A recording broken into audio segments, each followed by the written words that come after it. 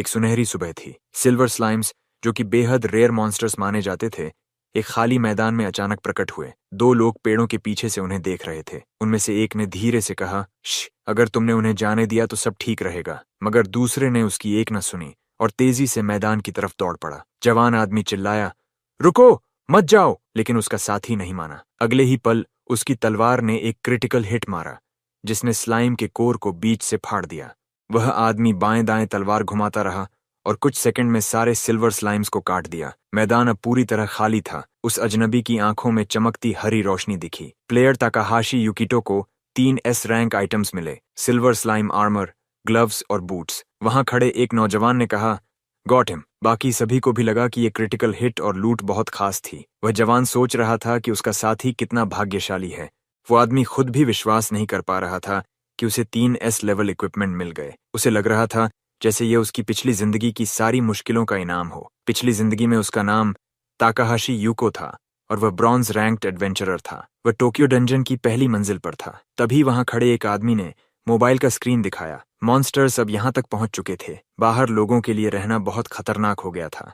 एक आदमी बोला कि अब बेहतर होगा कि सब और अंदर चले जाएं, लेकिन कुछ को डर था कि ऊपर से मॉन्स्टर्स पीछा कर लेंगे। जवान ने एक बूढ़े आदमी से कहा कि वह भी अभी पीछे हट जाए। अभी स्लाइम्स से लड़ने का सही वक्त नहीं था। लड़के ने अपने दादा के कंधे पर हाथ रखा, मगर उन्होंने उसे झटक दिया। बूढ़ा आदमी सीधा स्लाइम्स की तरफ बढ़ने लगा। बाकी लोग सोच रहे थे कि वह पागल हो गया है। किसी ने उसे धक्का दे दिया और वह गिर पड़ा। उसकी टोपी उतर गई। साल तेजी से बीते। एडवेंचरर्स के आने के बाद चीजें बदल गईं। अब हर किसी का विकास अलग तरह से होता था। लेवल तभी बढ़ता था जब कोई और मॉन्स्टर मारा जाए। जैसे जैसे ग्रोथ लेवल बदलता, कैरेक्टरिस्टिक्स भी बदलते। जवान चाहता था कि उसकी ताकत कम से कम 5 और यूनिट बढ़े। कभी कभी एडवेंचरर्स को जादू या स्किल्स भी मिल जाते थे। बूढ़ा आदमी उठकर खड़ा हुआ और अपनी उपलब्धियां दिखाने वाला स्कोर बोर्ड चालू किया। ताकाहाशी युकिटो अब लेवल 98 पर पहुंच चुका था। उसकी ताकत, रफ्तार और सहनशीलता 5 पर थी, एजिलिटी 4 पर, मैजिक पावर 3 पर और रेजिस्टेंस टू एलिमेंट्स 2 पर। उसने बहुत कुछ देखा था और बहुत मेहनत की थी। वह कमजोर मॉन्स्टर्स को मारता रहा ताकि लेवल 98 तक पहुंच सके। कोई और उसे हरा नहीं सका। उम्र के बावजूद उस दिन उसने कई स्लाइम्स को हरा दिया। हमले इतने जोरदार थे कि उसकी तलवार टूट गई। मैक्सिमम लेवल 99 था। अब बस एक कदम बाकी था। बूढ़ा आदमी एक बड़े सिल्वर स्लाइम की तरफ बढ़ा। वह पारदर्शी था और उसके बीच में बड़ा कोर दिख रहा था। जैसे ही हथियार टूटा, उसने अपने दांतों से स्लाइम को फाड़ दिया। उसी वक्त सिस्टम से संदेश आया, ताकाहाशी युकिटो, आपने मैक्सिमम लेवल हासिल कर लिया। कॉन्ग्रेचुलेशंस। वह अपनी आंखों पर विश्वास नहीं कर पा रहा था। आखिरकार उसकी मेहनत सफल हुई। उसकी ताकत 1 यूनिट और बढ़ गई थी। अचीवमेंट बोर्ड अपडेट हुआ। अब लेवल 99, ताकत 6। उसने सोचा, मजाक कर रहे हैं क्या? वह जमीन पर गिर पड़ा। क्या ये सब व्यर्थ था? युकिटो बहुत निराश हो गया। उसके दिल से उम्मीद खत्म हो गई। उसमें उठने की भी हिम्मत नहीं बची थी। अंधेरे से मॉन्स्टर्स तेजी से मैदान की तरफ बढ़ रहे थे। क्या उसने अपनी पूरी जिंदगी बेकार जी ली थी? सभी लोग उसे देख रहे थे और उसकी पीठ पीछे हंस रहे थे। ताकाहाशी तो अपनी प्यारी माँ को भी नहीं बचा सका। बूढ़े आदमी की पूरी जिंदगी उसकी आंखों के सामने घूम गई। लग रहा था कि अब सब खत्म हो रहा है। उसकी आंखों से आंसू बह निकले। उसे दुख था कि वह अपना लक्ष्य पूरा नहीं कर सका। अब उसमें और लड़ने की ताकत नहीं बची थी। कुछ ही पलों में उसकी जिंदगी खत्म होने वाली थी। मृत्यु के साथ ही लेवल खत्म हो जाता है। तभी ताकाहाशी युको के कैरेक्टराइजेशन सिस्टम में एक त्रुटि आ गई। सिस्टम ने लाइफ रेस्टोरेशन और रोल बैक फंक्शन लागू किया। खिलाड़ी का दिल फिर से धड़कने लगा। संदेश आया, रिवील हिडन पैरामीटर्स और accrued bonus characteristics as compensation, unique characteristic points. उसने आंखें खोलीं, पर नजर अभी साफ नहीं हो रही थी। अचानक उसे सुनाई दिया कि कोई उसका स्वागत कर रहा है।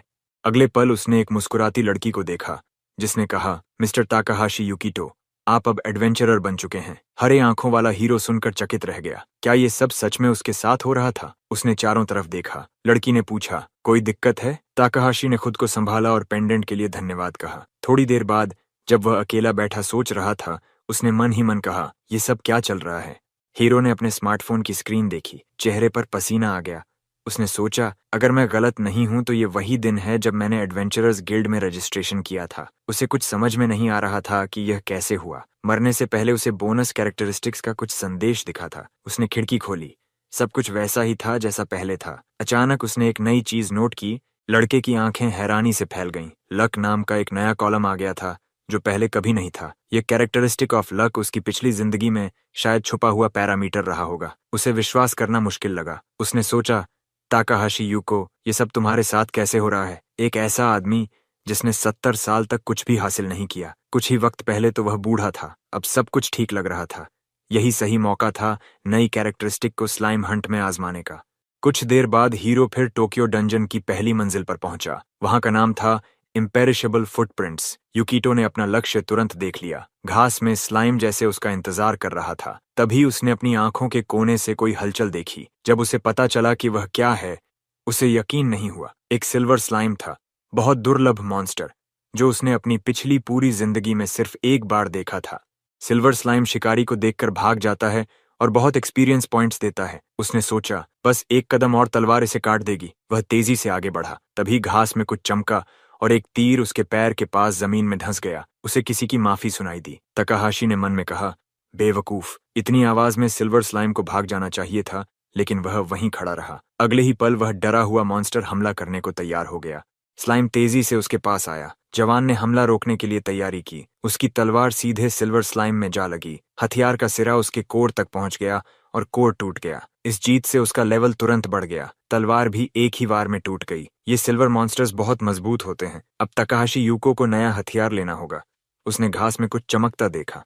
वह अपनी आंखों पर भरोसा नहीं कर पाया। एस रैंक लूट, एक शानदार सिल्वर सोर्ड मिला। तलवार में फीचर था इंक्रीज्ड अटैक पावर और 30% चांस टू मिस टारगेट, क्योंकि सिल्वर स्लाइम्स जल्दी बच जाते हैं। यूकिटो संतुष्ट था। अब अच्छी शिकार होने वाली थी। उसने आसपास देखा और चौंक कर रुक गया। पास की खाली जगह में 4 सिल्वर स्लाइम्स एक साथ बैठे हुए थे। पास वाले मैदान में एक ही समय पर 4 सिल्वर स्लाइम्स दिखाई दिए। यह सच में बहुत बड़ी किस्मत थी। हीरो ने सोचा, कहीं वह सपना तो नहीं देख रहा। अगले ही पल चारों मॉन्स्टर्स एक साथ उस पर झपट पड़े। वे बहुत आक्रामक थे। अब कोई और रास्ता नहीं बचा था, लड़ना ही होगा। अपनी नई तलवार की खासियत को ध्यान में रखते हुए तकाहाशी यूकिटो समझ गया कि सभी को एक साथ खत्म करना संभव नहीं होगा। उसने एक के बाद एक कई क्रिटिकल हिट्स मारे। कुछ ही मिनटों में उसने सबको हरा दिया।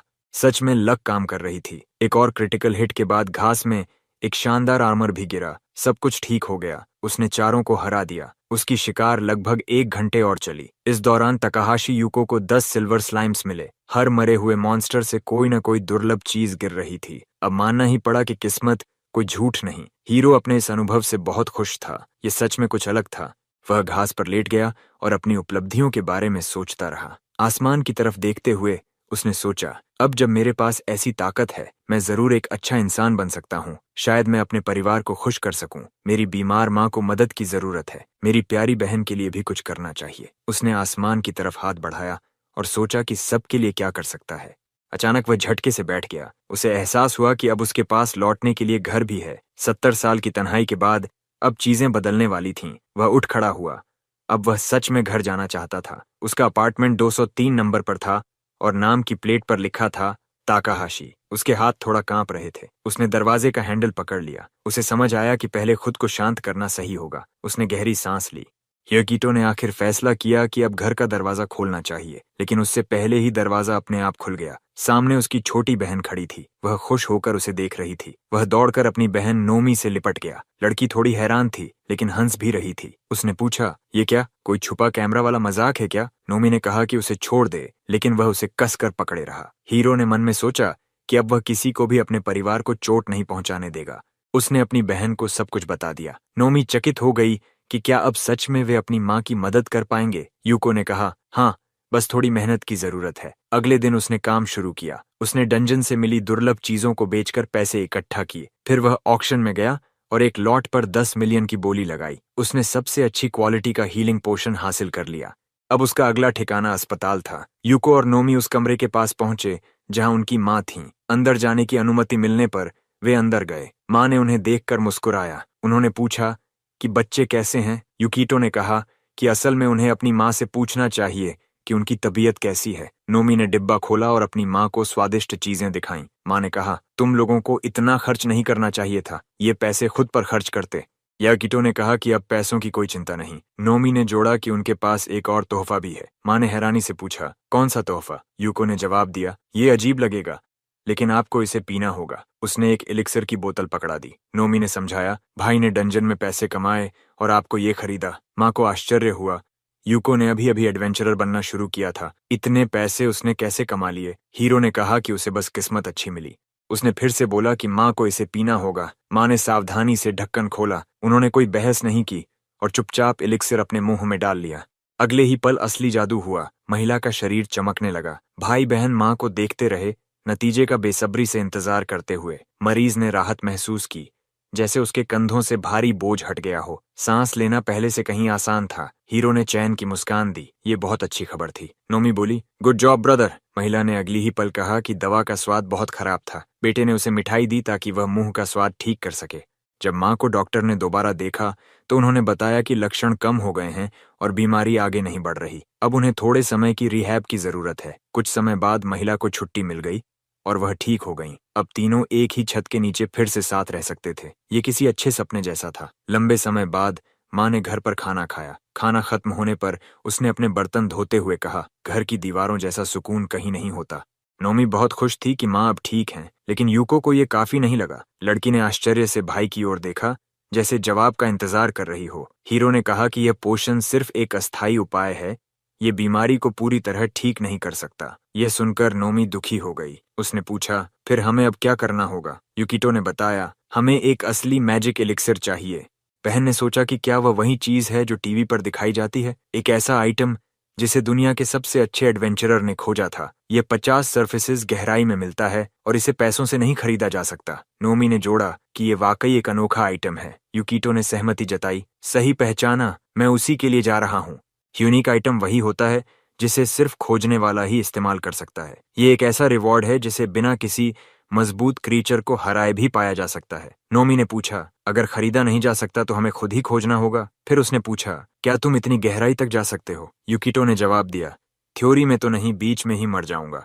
लड़की ने कहा, तो फिर हम वो चमत्कारी एलिक्सिर नहीं पा सकते? हीरो मुस्कुराया और कहा, मैंने कहा था कि थ्योरी में। यूकिटो ने सोचा कि उसके पास न सिर्फ किस्मत है बल्कि पिछले जीवन की जानकारी भी बची हुई है। उसे याद आया कि वो एलिक्सियर ऊपरी फ्लोर्स पर भी मिल सकता है। एक अपवाद है, 20th फ्लोर का बॉस एक एंशिएंट गोलेम है जो बहुत ही दुर्लभ तरीके से वही एलिक्सिर देता है, लेकिन इस बॉस का आना बहुत ही कम संभावना में होता है। ये एक रेयर आइटम है जो रेयर बॉस से मिलता है, एक किस्मती मौका। हीरो ने सोचा, मेरे पिछले जीवन में मैंने सिर्फ एक बार सुना कि कोई इस गोलेम से एलिक्सिर पा सका, लेकिन अब उसे पूरा भरोसा था कि वह इसे पा सकेगा और अपनी माँ को बचा सकेगा। नोमी ने भाई की शक वाली नजर को देख लिया। यूको ने पूछा, क्या मैं इतना भी शक में लगता हूँ? लड़की ने आंख मारी और कहा, तुम तो कुछ भी कर सकते हो। बहन की बातों से यूकिटो को हिम्मत मिली। अच्छा लगता है जब परिवार आप पर भरोसा करता है, लेकिन डंजन में जाने से पहले उसे तैयारी करनी थी। नोमी इस बात से चौंक गई। तैयारी से तुम्हारा मतलब क्या है? हीरो को यकीन था कि हर जगह कोई न कोई वे मिल ही जाता है। उसने अलमारी के ऊपर रखी फैमिली फोटो की ओर देखा। अब उसे नीचे जाने के लिए सामान जुटाना था।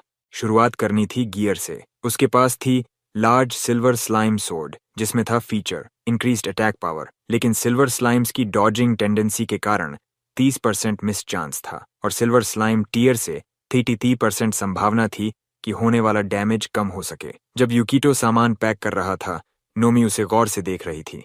उसने पूछा, क्या तुम सच में निकलने वाले हो? हीरो ने कहा, हाँ। नोमी ने कहा, क्या तुम ऐसे ही जाओगे? आमतौर पर वॉरियर्स भारी आर्मर पहनते हैं। यूकिटो ने सहमति जताई, लेकिन समझाया कि वह इतना मजबूत नहीं है कि भारी आर्मर उठा सके। कैरेक्टर विंडो एक इंसान की क्षमता दिखाता है। वह जानता था कि उसकी स्टैट्स इतनी नहीं है कि वह पूरा आउटफिट ले जा सके, इसलिए केवल तलवार ही साथ ले जानी होगी। यूको ने सोचा कि लेवल एलिवेशन की वजह से अब उसके पास कई स्किल्स भी हैं। उदाहरण के लिए माइटी लेयर्ड लंज एक कॉम्बैट स्किल थी जिसमें 30% संभावना होती थी कि लगातार 3 क्रिटिकल हिट्स लगें। नोमी ने पूछा, तुम अपनी क्षमता बढ़ाना चाहते हो? 5वीं मंजिल है। लड़के को तुरंत याद आया एलिसिस रीथ, जहां स्थानीय मॉन्स्टर्स से मैजिक फ्रूट मिलता है। ये यूको की मदद करेगा। बहन ने कहा कि चाहे कुछ भी हो, भाई को अपना ध्यान रखना होगा। लड़की ने उसके लिए रास्ते में खाने का सामान भी पैक किया था, हालांकि वहां फल काफी मिल जाते। लड़के ने नोमी का तहे दिल से शुक्रिया अदा किया। एक पैकेट सिस्टम विंडो में भी दिखा। हीरो ने दरवाजा खोला और अपने घर से निकल पड़ा। वह एक बार फिर साहसिक यात्रा पर चल पड़ा। जंगल में पेड़ों के तनों पर भूतियां बैंगनी रंग के मशरूम लगे थे। पौधे कीड़े खाते थे। कुछ दूर चलने के बाद हीरो आखिर 5वीं मंजिल पर पहुंचा। इसका नाम था एलिसिस रीथ। यहाँ लगभग पूरा इलाका पौधे जैसे मॉन्स्टर्स से भरा था, इसलिए रास्ता खोना आसान था, लेकिन 5वीं मंजिल को कम लेवल का माना जाता था और यहाँ पहले ही कई एडवेंचरर्स सफाई कर चुके थे। योगिटो ने तय किया कि जब तक उसके पास नक्शा है उसे कोई दिक्कत नहीं होगी। वह अपने आत्मविश्वास के साथ आगे बढ़ता रहा। तभी उसे चींटी जैसे प्राणियों का ठिकाना दिखा, ह्यूमनॉइड ट्रीज। लड़के को पता था कि ये चींटियां मिमिक्री से घात लगाती हैं, इसलिए पेड़ जैसी दिखती हैं। पास से देखने पर पता चलता था कि उनके पत्तों में नसें नहीं थीं। उसने देखा कि जड़ें अजीब दिशा में बढ़ रही थीं। चींटियां इन्हीं जड़ों से चलती हैं। अगले पल उसने तने पर लाल आंखें देखीं।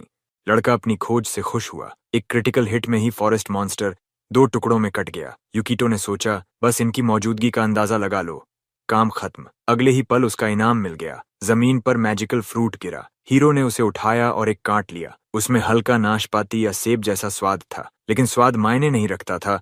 उसे अपने स्टैट्स देखने थे। युकिटो को पता चला कि मैजिक फ्रूट से उसके स्टैट्स थोड़े बढ़ गए हैं। धीरे धीरे वह मजबूत योद्धा बन सकता था। इसके बाद हीरो ने चींटियों के खिलाफ तेज शिकार शुरू कर दी। वह लड़ता रहा और खाता रहा, खाता रहा और लड़ता रहा। उस दिन वह फल के स्वाद से ऊब गया। उसने तय किया कि बहन द्वारा दिए गए खाने से कुछ ताजगी ले ले। खाने के बाद उसने देखा कि क्या वह अपनी पंपिंग लिमिट तक पहुंच गया है। युको खुश हुआ कि वह अंततः इंटरमीडिएट कॉम्बैट लेवल तक पहुंच गया। अब समय था लौटने का।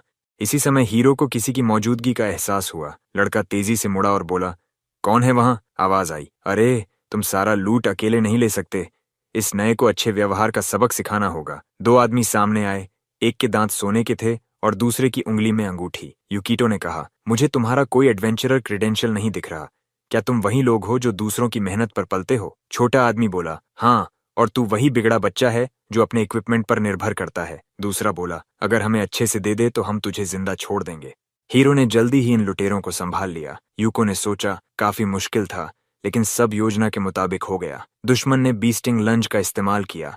ये लेवल 25 स्किल थी, यानी दुश्मन उससे कहीं ज्यादा मजबूत था। बीस्ट स्टिंग लंज में वार सटीक लगता है और कोई नहीं बच सकता। इस हमले से अटैक पावर 30% घटता है, लेकिन उसके पास सिल्वर स्लाइम टीयर से भीगा कपड़ा था, जिससे हमला और कमजोर हो गया। अंत में सिर्फ 30% ताकत से वार लगा।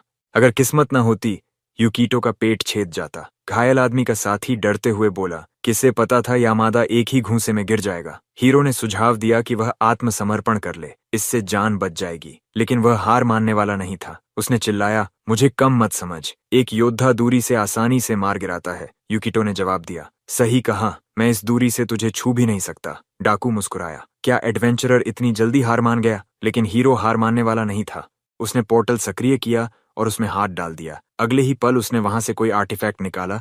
उसने तय किया कि इन्वेंट्री का भी इस्तेमाल करेगा। यह एक डंडा था जिस पर कई रंग थे। बदसूरत डाकू हंस पड़ा। उसका आर्टिफैक्ट ज्यादा खतरनाक लग रहा था। वह एक जादुई डंडा जैसा था। डाकू बोला, यह नया लड़का तो जानता भी नहीं कि यह क्या चीज है।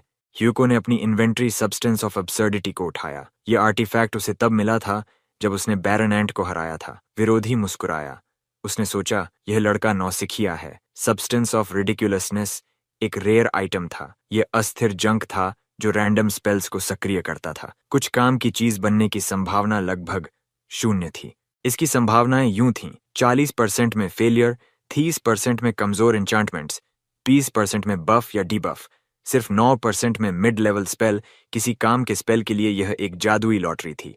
वहीं ब्रिगन ने फायरबॉल का इस्तेमाल किया। यह मीडियम लेवल स्पेल था। अगर यूको भी 9% में कुछ ऐसा ही बुला लेता, तब भी दुश्मन का वार ज्यादा ताकतवर होता, क्योंकि उसके पास स्पेशल इक्विपमेंट फॉर मेजेस +50 था। डाकू को पूरा यकीन था कि जीत उसी की होगी। उसे लगा नए लोगों की किस्मत अब उसे नहीं बचाएगी। मेज ने फायरबॉल सीधे यूको की ओर फेंका। हीरो वहीं खड़ा रहा।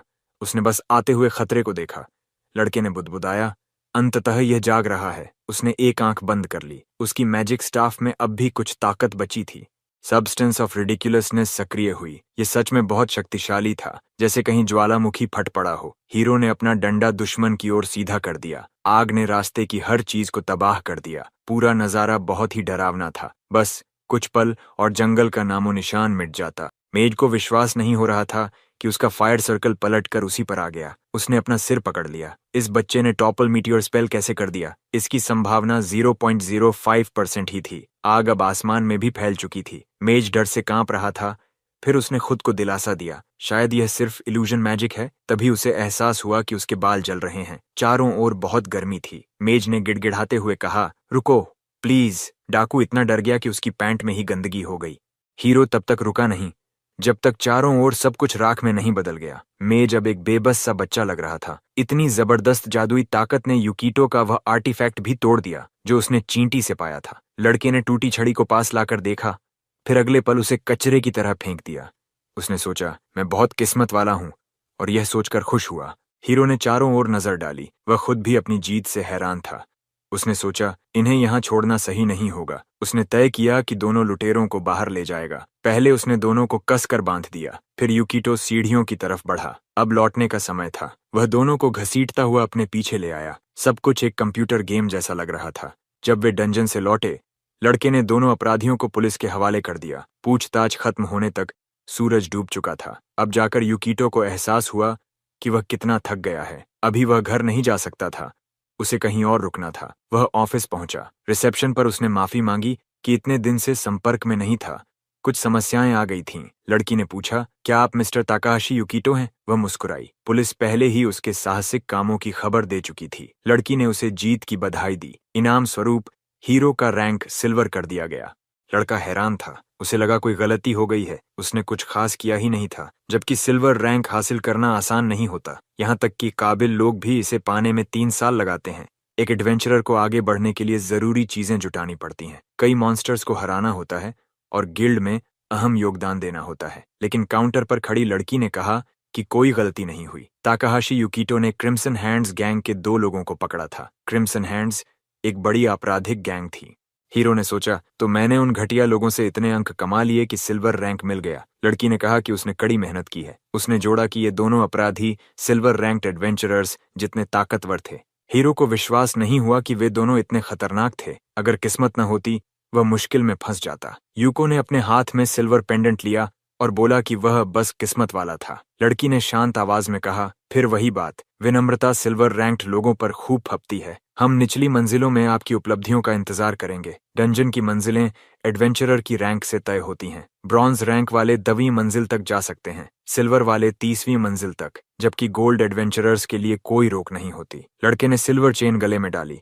उसका लक्ष्य था कि कम से कम 20वीं मंजिल तक पहुंचे। गिल्ड की महिला कर्मचारी ने कहा, मुझे विश्वास है कि आप कर लेंगे, लेकिन जान लें कि वह इलाका काबू में रखना मुश्किल है। हमारी कंपनी अकेले वहां जाने की सिफारिश नहीं करती, बहुत खतरनाक हो सकता है। हीरो ने उसके विचारों का धन्यवाद किया और बाहर की तरफ बढ़ गया। वह औरत उसे जाते हुए देखती रही। यूको ने मुस्कुराकर सोचा, मैं उम्मीद से कहीं जल्दी बढ़ रहा हूं। वैसे इन लुटेरों से मिलना भी किस्मत ही थी। अचानक किसी ने उसे आवाज दी। एक बुजुर्ग आदमी था। उसने टी सूट और सिलेंडर पहन रखा था। उसने पूछा, क्या आप मुझे 1 मिनट देंगे? हीरो रुका और सुनने को तैयार हो गया। बूढ़े आदमी ने कहा, तुम वही हो ना जिसने उन अपराधियों को पकड़ा? उस अजनबी ने वांटेड पोस्टर्स दिखाए। यमाडा जिन्बे, चोर और हत्यारा, उम्र 20 साल, लंबाई 180 सेंटीमीटर, इनाम 10 लाख येन। हशिमोटो हिरोशी, चोर और हत्यारा, उम्र 30 साल, लंबाई 150 सेंटीमीटर, इनाम 10 लाख येन। हीरो ने बताया कि उन दोनों ने उस पर हमला किया था। बूढ़े आदमी का चेहरा सिलेंडर से ढका था। अगले ही पल उसने यूको का हाथ पकड़कर धन्यवाद कहा। लड़का कुछ समझ नहीं पाया कि क्या हो रहा है। बूढ़े आदमी ने बोर्ड से उन दोनों अपराधियों के पोस्टर फाड़ डाले और कहा कि उन्होंने उसके बेटे को मार दिया था। पुलिस कुछ नहीं कर पाई थी और तुमने उन्हें पकड़ लिया। वह मुश्किल से अपनी आंखों के आंसू रोक पा रहा था। यूकीटो ने कहा, जरूरत नहीं, मैं बस एक एडवेंचरर की ड्यूटी कर रहा था। बूढ़ा आदमी झुककर आभार जताने लगा। ये देख हीरो भी भावुक हो गया। अजनबी खुश था कि अब वह अपने बेटे की कब्र पर यह अच्छी खबर ले जा सकेगा।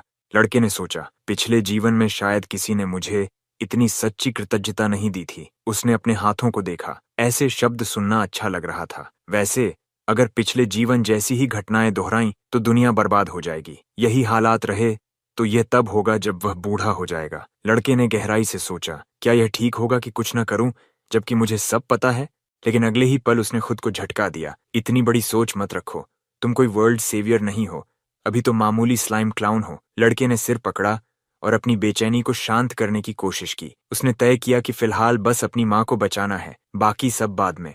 उसी समय एक अंधेरी डंजन में, जिसे सिर्फ मशालों से रोशनी मिली थी, कोई आदमी गुस्से में चिल्ला रहा था। एक बड़े पत्थर पर केरोसिन लैंप रखा था। उसकी रोशनी में अलग अलग आकार के डैगर्स रखे थे। आदमी मेज पर मुट्ठी मार मार कर गुस्सा निकाल रहा था। उसे यकीन नहीं हो रहा था कि कोई यमाडा और हशिमोटो को हरा देगा। अगर यही हाल बाकी गैंग के साथ भी हुआ तो वह ग्राउला को कर नहीं दे पाएगा। उसने एक डैगर उठाया। पास ही रखे अखबार में ताकाहाशी युकितो की फोटो छपी थी। बैंडिट ने डैगर सीधे फोटो में लड़के के चेहरे पर घुसा दिया और बोला, "I'll finish you the hell off." वो आदमी थोड़ा शांत हुआ और सोचा कि उसे बहुत सावधानी रखनी होगी। यह लड़का इतना आसान नहीं है। अगर युकितो अकेले यामाडा और हशिमोटो को हरा सकता है तो उसकी ताकत कम नहीं हो सकती, लेकिन उसके पास अपने तरीके हैं, इसलिए ताकत से फर्क नहीं पड़ता। उसकी किस्मत उसी पल खत्म हो गई थी जब क्रिम्सन हैंड्स के सरगना की नजर उस पर पड़ी। कुछ समय बाद हीरो ने फिर यात्रा शुरू की। वह जल्दी ही डंजन की 15वीं मंजिल पर पहुंच गया। लड़का एक ऊंचे पठार पर खड़ा था और चारों तरफ देख रहा था। यह लोनली माउंटेन ऑफ डेथ की चोटी थी। यहाँ कई संकरे रास्ते थे। यह जगह भौगोलिक वजहों से बहुत खतरनाक मानी जाती थी। हीरो ने देखा कि कुछ लोग इसे समूह में पार करने की कोशिश कर रहे हैं। उसने सोचा कि 15वीं मंजिल पर नजर से बचना आसान है, इसी वजह से यहाँ अपराधी भरे रहते हैं। उसका तलवार का वार चट्टान पर इतनी जोर से पड़ा कि सबका ध्यान उसकी तरफ गया। लड़के ने सोचा, यह अकेले शिकार करने वालों के लिए एकदम सही जगह है। यहाँ वह लेवल अप कर सकता था और 20वीं मंजिल के लिए जरूरी स्किल सीख सकता था। हीरो ने तलवार उठाई और एक बड़ी चील को मारने की तैयारी की। शुरू में वह सिर्फ सिल्वर स्लाइम्स पर ध्यान देना चाहता था, लेकिन अब शायद उसने उन्हें इतना ज्यादा मारा था कि वे आना ही बंद हो गए। अब यूको ने रणनीति बदल दी। उसने तय किया कि जितने मॉन्स्टर्स मिलेंगे सबको खत्म कर देगा। उसे लगा कि आज अच्छे से मेहनत करनी है। रास्ते में उसने कई मॉन्स्टर्स को हराया। एक विशाल चील, भूखा आर्माडिलो, अजीब एक आंख वाले जीव और एक बड़ा भालू। उसे जादुई सामान भी मिले, एक मैजिक बो, तलवार और दस्ताने। हीरो को पता ही नहीं था कि कोई उसे लगातार देख रहा है। स्कारलेट हैंड्स का नेता उसे छुपकर देख रहा था। उसने अपने दुश्मन का विश्लेषण किया। अकेला, बड़ी सिल्वर स्लाइम सोड, कोई कवच नहीं। उसे यकीन हो गया कि ताकाहाशी युकितो वाकई ताकतवर योद्धा है। उसने सोचा कि यह लड़का उसके इलाके में आकर कब्जा कर रहा है, लेकिन थोड़ा शांत होने के बाद उसने तय किया कि अभी हमला करने की जरूरत नहीं। वह सही मौके का इंतजार करेगा। पूरा दिन वह चुपचाप पत्थरों के पीछे से युकितो को देखता रहा। युकितो थोड़ा आराम कर रहा था। तभी उस डाकू को एक आइडिया आया। उसे महसूस हुआ कि उसे खुद हमला करने की जरूरत नहीं है। वह समझता था कि यह इलाका उसका इलाका है। जंगलों में जानवर और मॉन्स्टर्स अपने अपने इकोसिस्टम में बंटे होते हैं। उसने सोचा कि अगर कुछ शिकारी जानवरों की संख्या घटा दी जाए तो बाकी मॉन्स्टर्स तेजी से बढ़ने लगेंगे। उसने अपनी योजना पर काम शुरू कर दिया। उसकी वजह से मॉन्स्टर्स की तादाद कई गुना बढ़ने लगी। अगर इस इकोसिस्टम का संतुलन बिगड़ जाए तो इन्हें रोकना मुश्किल होगा। रात में अपने अड्डे लौटकर डाकू ने आराम किया। सुबह उसने तय किया कि अब वक्त आ गया है। उसका ख्याल था कि ताकाहाशी युकितो का बस एक दुर्घटना होगी। वह भी बाकी एडवेंचरर्स की तरह किसी मॉन्स्टर के हाथों मारा जाएगा। ऐसा अंत किसी का ध्यान नहीं खींचेगा। डाकू अपनी योजना से खुश था। उसके पास एक पाउच था जिसमें मॉन्स्टर इंसेक्ट्स को आकर्षित करने वाला खास पदार्थ था। अब बस आखिरी कदम बाकी था। उसने उन खतरनाक कीड़ों को युकितो पर हमला करने का आदेश दिया। उसने मन ही मन सोचा, ये कीड़े इस लड़के को जिंदा नहीं छोड़ेंगे। इधर अनजान ताकाहाशी अगला मॉन्स्टर खत्म कर रहा था। उसने एक जंगली सुअर को मारा और अंक जुटाए। तभी उसने कोई अजीब आवाज सुनी। आवाज तेजी से बढ़ रही थी। कुछ ही पलों में युकितो के ऊपर का आसमान काला हो गया। वह समझ नहीं पाया कि यह क्या है। यह एक बड़ा झुंड था, डेडली सीकस। ये बेहद खतरनाक कीड़े थे। युकितो को लगा कि इतने खतरनाक कीड़ों से अकेले लड़ना नामुमकिन है। उसने तुरंत भागने का फैसला किया। उसके दिमाग में बस एक ही ख्याल था, अब किसी समूह से मिलना जरूरी है। एडवेंचरर्स आम तौर पर कहाँ जमा होते हैं? इतनी तनाव भरी हालत में सोचना मुश्किल था। हीरो ने याद किया, पिछले जीवन में मैंने सुना था कि इस मंजिल पर कहीं एक सप्लाई बेस है। जब से यहाँ बेस बना है, लोनली माउंटेन ऑफ डेथ की छोटी की रक्षा आसान हो गई थी। लगता है ये बेस लाल मिट्टी की किसी गुफा में है। लड़के को याद आया कि उसकी नक्शे पर इस बेस का कोई निशान नहीं था। यूको के आगे एक बहुत बड़ी खाई आ गई। उसे पार करना जरूरी था। वह रुका, लेकिन समझ गया कि समय नहीं है। उसकी जान खतरे में थी। अपनी तलवार की मदद से उसने सीधे खड़ी चट्टान पर नीचे उतरना शुरू कर दिया। जमीन पर पहुंचते ही उसने पास की एक और चट्टान पर चढ़ाई की। उसे लगा शायद यहीं कहीं बेस होगा, क्योंकि मिट्टी का रंग अलग था। लड़के को समझ नहीं आया कि अंदर कैसे जाए। उसने जोर से आवाज लगाई कि बाहर बहुत सारे मॉन्स्टर्स हैं और उसे मदद चाहिए, लेकिन चट्टान की दीवार जस की तस रही। युको ने पीछे मुड़कर देखा। काले रंग का बादल आसमान में और करीब आ रहा था। मॉन्स्टर्स अब लगभग पहुंचने वाले थे। उसने चट्टान से पीठ टिकाई और तैयारी की। अब वह मदद की उम्मीद नहीं कर रहा था, अचानक उसने सोचा, क्यों ना इस रास्ते को काट कर देखा जाए। अगले पल जो उसने देखा उससे वह दंग रह गया। सुरंग के अंदर कई लोग पड़े थे, औरतें और मर्द, सब अधनंगे, हाथ पैर बंधे हुए, मुंह पर टेप लगा हुआ। यूको तकाहाशी अपनी आंखों पर यकीन नहीं कर पाया। ये क्या हो रहा है यहाँ? कैदियों ने उसे देखा। उनकी आंखों में साफ था कि वो मदद की उम्मीद कर रहे हैं। लड़के ने कहा, उम्मीद करता हूं मैंने गलती से किसी अजीब परवर्ट एसोसिएशन का अड्डा तो नहीं ढूंढ लिया। किसी ने जवाब नहीं दिया। सबके मुंह में गाग थे। उसने माना कि शायद ऐसा नहीं था। फिर वह बिजली की तेजी से सबकी रस्सियां काटने लगा। कुछ ही सेकंड में सब आजाद हो गए। कैदियों को लगा कि अब उनकी जान बच जाएगी। अब यूकिटो ने सवाल पूछना शुरू किया। लोगों ने बताया कि उन पर हमला हुआ था। फिर सब बेहोश हो गए। उन्हें मारा क्यों नहीं गया? इसका मतलब साफ था, उन्हें बेचा जाना था। लड़का सोच में पड़ गया। क्या उसने किसी अपराधी क्रॉलर का ठिकाना ढूंढ लिया है? ये जगह तो सप्लाई पॉइंट होनी चाहिए थी। फिर उसे समझ आया, शायद यह जगह बाद में सप्लाई बेस बनी। पहले यह अपराधियों का अड्डा था। उसके पिछले जीवन में स्थानीय पुलिस ने एक दिन इस जगह को खोजा और फिर इसे एडवेंचरर्स के लिए बेस बना दिया। युकितो तकाहाशी ने महसूस किया कि वह बहुत जल्दी यहां पहुंच गया। पिछली जिंदगी में उसे कुछ भी परवाह नहीं थी। उसने 10 साल स्लाइम हंटिंग में बिता दिए। उम्र बढ़ने पर समय का एहसास भी कम हो जाता है। फिर उसने अपने विचारों की रफ्तार रोकी। अब भी सोचने का वक्त नहीं है। उसे तुरंत कोई रास्ता निकालना होगा। प्रिजनर्स निहत्थे थे। यह अजीब मुलाकात उसे पूरी तरह चौंका चुकी थी। उसने सबको संबोधित किया, मैं आपकी हालत समझता हूं, लेकिन आपको होश में आकर मेरी बात सुननी होगी। यूको ने आसमान की तरफ इशारा किया और बताया कि अभी उनके ऊपर डेडली सिकस का झुंड आ रहा है। बहुत जल्द सब मारे जाएंगे। 15वीं मंजिल पर बहुत ज्यादा शिकारी हैं। कैदियों ने बाहर झांका। अपनी आंखों पर यकीन नहीं हुआ। लोग घबरा गए। इतने सारे मॉन्स्टर्स देखकर उनमें हड़कंप मच गया। यूकिटो ने कहा, जैसा आपने देख लिया, हमारे पास समय नहीं है। अगर आप बचना चाहते हैं तो मेरे साथ मिलकर लड़ना होगा। कुछ चेहरों पर शक साफ नजर आ रहा था। कोई लड़की बोली, हमारे पास हथियार नहीं है, ये सब बेकार है। लड़के ने कहा, आपके सारे सामान क्राउलर्स ने ले लिए हैं। फिर उसने हल्की मुस्कान दी और बताया, मैं आपको हथियार दे सकता हूँ। उसने सिस्टम एक्टिवेट किया और मॉन्स्टर्स को हराने पर मिले इनाम निकालने शुरू किए। गुफा में तलवारें, धनुष, ढालें और तरह तरह की आर्मर प्रकट हो गईं। पूर्व कैदी इतनी तरह की हथियार देखकर चौंक गए। तकाहाशी ने कहा कि वह चाहे तो इनके मालिकाना हक भी उन्हें दे सकता है। लोग हैरान थे क्योंकि ये सभी चीजें बहुत महंगी लग रही थीं। एक लड़की ने कहा कि ये सब सामान बहुत ही दुर्लभ है। कैदियों ने पूछा, ये सब तुम्हारे पास आया कहां से? अब तक हीरो ने अपना परिचय भी नहीं दिया था। लोगों के मन में सवाल ही सवाल थे। किसी ने उसे पहले कभी नहीं देखा था। वह सच में एक रहस्यमय इंसान लग रहा था। युवा लड़के हथियार और कपड़े चुनने के लिए दौड़ पड़े। कुछ लोग आपस में ही लड़ने लगे कि किसको क्या लेना चाहिए। किसी ने कहा कि बचाव के साधन ज्यादा जरूरी हैं। किसी को तलवार चाहिए थी। एक लड़के ने कहा, अगर ये सब बेच दिया जाए तो तुम करोड़पति बन जाओगे। लड़की ने पूछा, क्या हम सच में ये ले सकते हैं? यूकिटो ने सिर हिलाया। उसने जोड़ा, मुझे इसके बदले कुछ भी नहीं चाहिए। बस एक बात, थोड़ी देर तक मैं तुम्हें लीड करूंगा। किसी ने भी बहस नहीं की। आखिर वो उनकी जान बचा रहा था। लोग अपनी नई आर्मर और हथियारों से खुश थे। उन्हें यूकिटो के नेतृत्व में लड़ने में कोई आपत्ति नहीं थी। लाल बालों वाली लड़की ने अपनी बो उठाई और मुस्कुराकर बोली, यहाँ सबको आदेश मानना होगा। सबने बारी बारी से सहमति दी। एक हट्टे कट्टे लड़के ने कहा कि वह डिकॉय यानी ध्यान भटकाने का काम भी करेगा। यूकिटो ने सबको चुप रहने को कहा। युवक की आंखों में पिछले जीवन की कुछ घटनाएं तैर गईं। वो समय जब मरने में बस कुछ ही दिन बचे थे। उसने सच में इस बार खुद को लीडर बनने का मौका मिलने पर आभार महसूस किया। कुछ लोग एक दूसरे को देखकर मुस्कुरा रहे थे, मानो कोई खेल चल रहा हो, लेकिन यूकिटो गंभीर था। वह गुफा के दरवाजे पर खड़ा हो गया। उसने दोनों हाथ फैलाकर कहा कि इस गुफा के संकरे रास्ते का फायदा उठाना होगा। इससे सभी मॉन्स्टर्स एक साथ अंदर नहीं आ पाएंगे। यूकिटो ने कहा कि सबको जितना हो सके उतने कीड़े मारने होंगे। उसने सबके चेहरे पर बारी बारी नजर डाली। कुछ डरे हुए थे, कुछ तैयार दिख रहे थे। उसने यकीन किया कि अगर सब मिलकर लड़ें तो इस झुंड को हरा सकते हैं। नए कप्तान ने अपनी तलवार ऊपर उठाई और आदेश दिया, लड़ाई शुरू। जैसे ही मॉन्स्टर्स गुफा के पास पहुंचे, यूकिटो ने एक एक कर उन्हें काट गिराया। उसने सही रणनीति चुनी थी।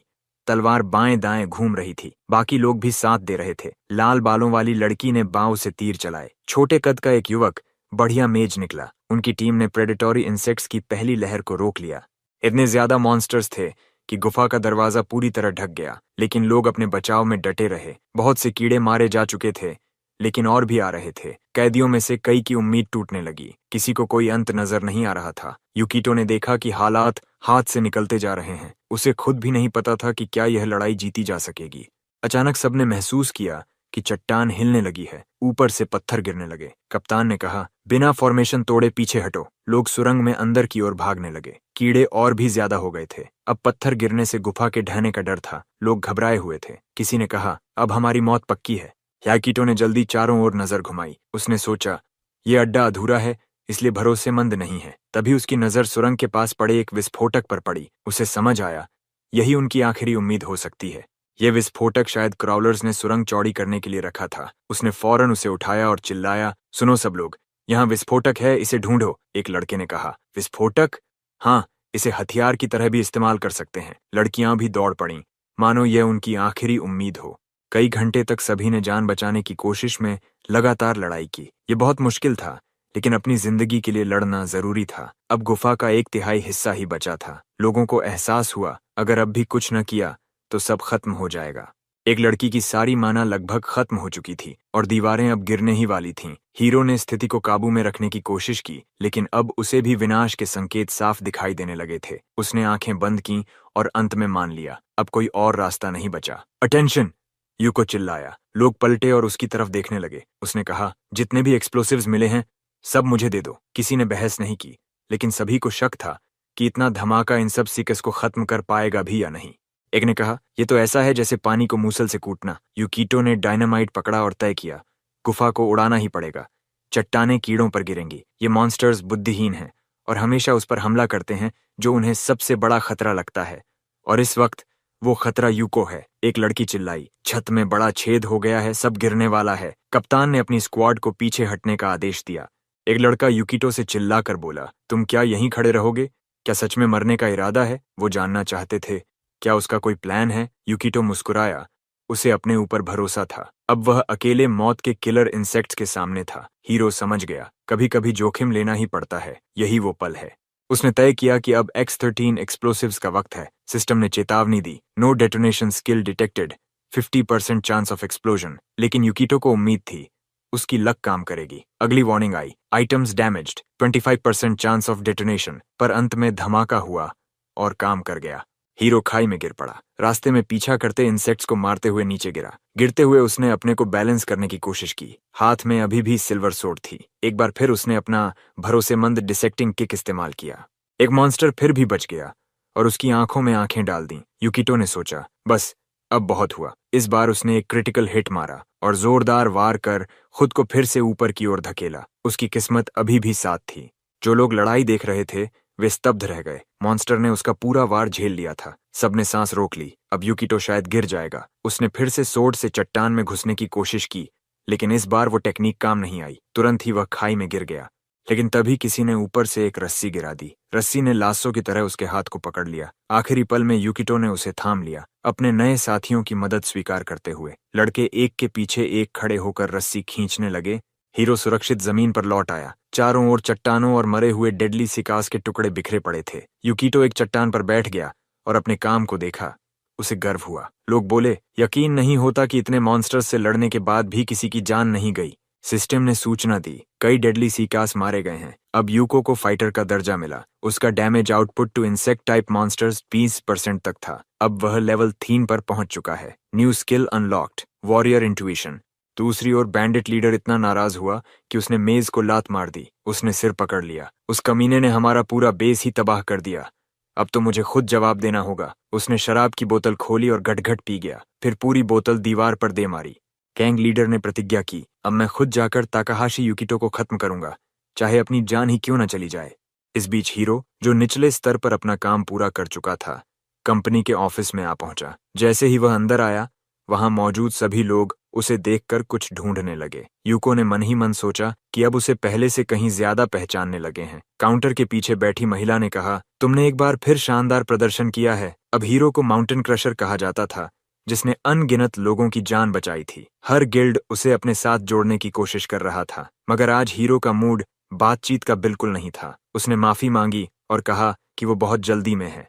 असल में उस नौजवान ने सारे प्रस्तावों को इसलिए अनदेखा किया क्योंकि उसे अभी टीम में शामिल होने की अनुमति नहीं थी। उसके मन में अपनी मां के लिए एलिक्सिर बनाने का ख्याल चल रहा था, लेकिन वह जानता था कि इस हालात में इसे बनाना बहुत मुश्किल और वक्त लेने वाला काम होगा। टीम में लूट रैंडम तरीके से बढ़ती थी और बड़ी टीम में रेयर आइटम मिलने की संभावना बहुत घट जाती थी। कुछ चालाक गणनाओं की वजह से हीरो ने निष्कर्ष निकाला कि जितने ज्यादा लोग गिल्ड में होंगे, जीतने की दर उतनी ही कम होगी। मगर ताकाहाशी ने तय किया कि वो निराश नहीं होगा। आखिर अपनी पिछली जिंदगी में उसने हमेशा डंजन को अकेले ही सामना किया था, तो अब क्यों कुछ बदले। ऑफिस से बाहर निकलकर दिन भर का सारा काम निपटाकर हीरो सीधा घर की तरफ बढ़ गया। वहां उसकी माँ और बहन ने उसके लिए स्वादिष्ट खाना तैयार किया हुआ था। यूकितो बहुत खुश था क्योंकि अपनी सारी साहसिक यात्राओं में वह काफी भूखा हो चुका था। खाने से पहले सभी ने हाथ जोड़कर भगवान को धन्यवाद दिया। अब ताकाहाशी अपने परिवार के साथ बैठकर भोजन का स्वाद ले सकता था। उस खाने का स्वाद उसे कुछ जाना पहचाना लगा। शायद अपनी पिछली जिंदगी में उसने ऐसा कुछ छक्का था। हालांकि उनका परिवार कभी अमीर नहीं रहा, लेकिन त्योहार वे हमेशा पूरे दिल से मनाते थे। नोमी ने अपने भाई को लेवल 20 तक पहुंचने की बधाई दी। माँ को अपने बेटे की बहुत फिक्र हो रही थी। उन्होंने पूछा, क्या तुम वाकई ये कर पाओगे? कहा जाता है कि लेवल 20 के बाद मुश्किलें कई गुना बढ़ जाती हैं। बहन ने भी अपनी चिंता जताई कि केवल 15% हंटर ही लेवल 20 पार कर पाते हैं। माँ ने डांटते हुए कहा कि खाना खाते वक्त फोन मत चलाया करो। हीरो ने परिवार को आश्वस्त किया, सब ठीक है, क्या तुम भूल गईं कि मैं क्या कर सकता हूँ? माँ ने कहा कि उन्हें अपने बेटे पर बहुत गर्व है। पीछे दीवार पर उसकी तस्वीरों वाली अखबार की कटिंग टंगी थी। माँ ने कुछ पल के लिए अपनी आंखें मूंद लीं। शायद वे अपनी भावनाओं से लड़ रही थीं। फिर धीरे से बोलीं, अपना ख्याल रखना। कोई भी माता पिता ये नहीं चाहेंगे कि उनका बच्चा दूसरों के लिए अपनी जान कुर्बान कर दे। बेटे के पास इसका कोई जवाब नहीं था। तभी उसके मन में एक भयानक याद कौंधी। पिछले जीवन में उसने अपनी मरी हुई माँ को दफनाया था। हीरो ने अपनी माँ को बड़े प्यार से कहा, कोई बच्चा ये नहीं चाहता कि उसके माता पिता परेशान हों। माँ कुछ कहना चाहती थीं, लेकिन नोमी ने रोक दिया। उसने कहा, माँ, उन्हें छोड़ दो, तुम कुछ बदल नहीं पाओगी। बेल मुस्कुराई और बोली, भैया, तुम बहुत जिद्दी हो। जब तुम्हारे दिमाग में कोई बात बैठ जाती है तो बदलती नहीं। माँ की आंखों में आंसू आ गए। उन्हें अपने मर चुके पति की याद आ गई, क्योंकि बच्चे बिल्कुल उन्हीं जैसे थे। ताकाहाशी ने कहा, मेरे लिए चिंता मत करो, मैं ये इसलिए कर रहा हूँ क्योंकि मैं खुद ऐसा चाहता हूँ। माँ कुछ कह नहीं पाई और चुपचाप खाना खाती रहीं। हीरो ने पानी के गिलास में अपनी परछाई देखी और सोचा, पिछले जीवन में मैं अपनी माँ को बचाने में असफल रहा। ये सोचकर मेरा दिल आज भी लहूलुहान हो जाता है। उस अतीत को हमेशा के लिए मिटाने के लिए मुझे एक नई जिंदगी शुरू करनी होगी, और उसके लिए मुझे वो मैजिक एलिक्सिर चाहिए। खाना खत्म करने के बाद उसने हाथ जोड़कर परिवार को धन्यवाद कहा। सब कुछ बहुत स्वादिष्ट था। घर पर थोड़ा आराम करने के बाद हीरो ने बिना देर किए फिर से डंजन जाने का निश्चय कर लिया।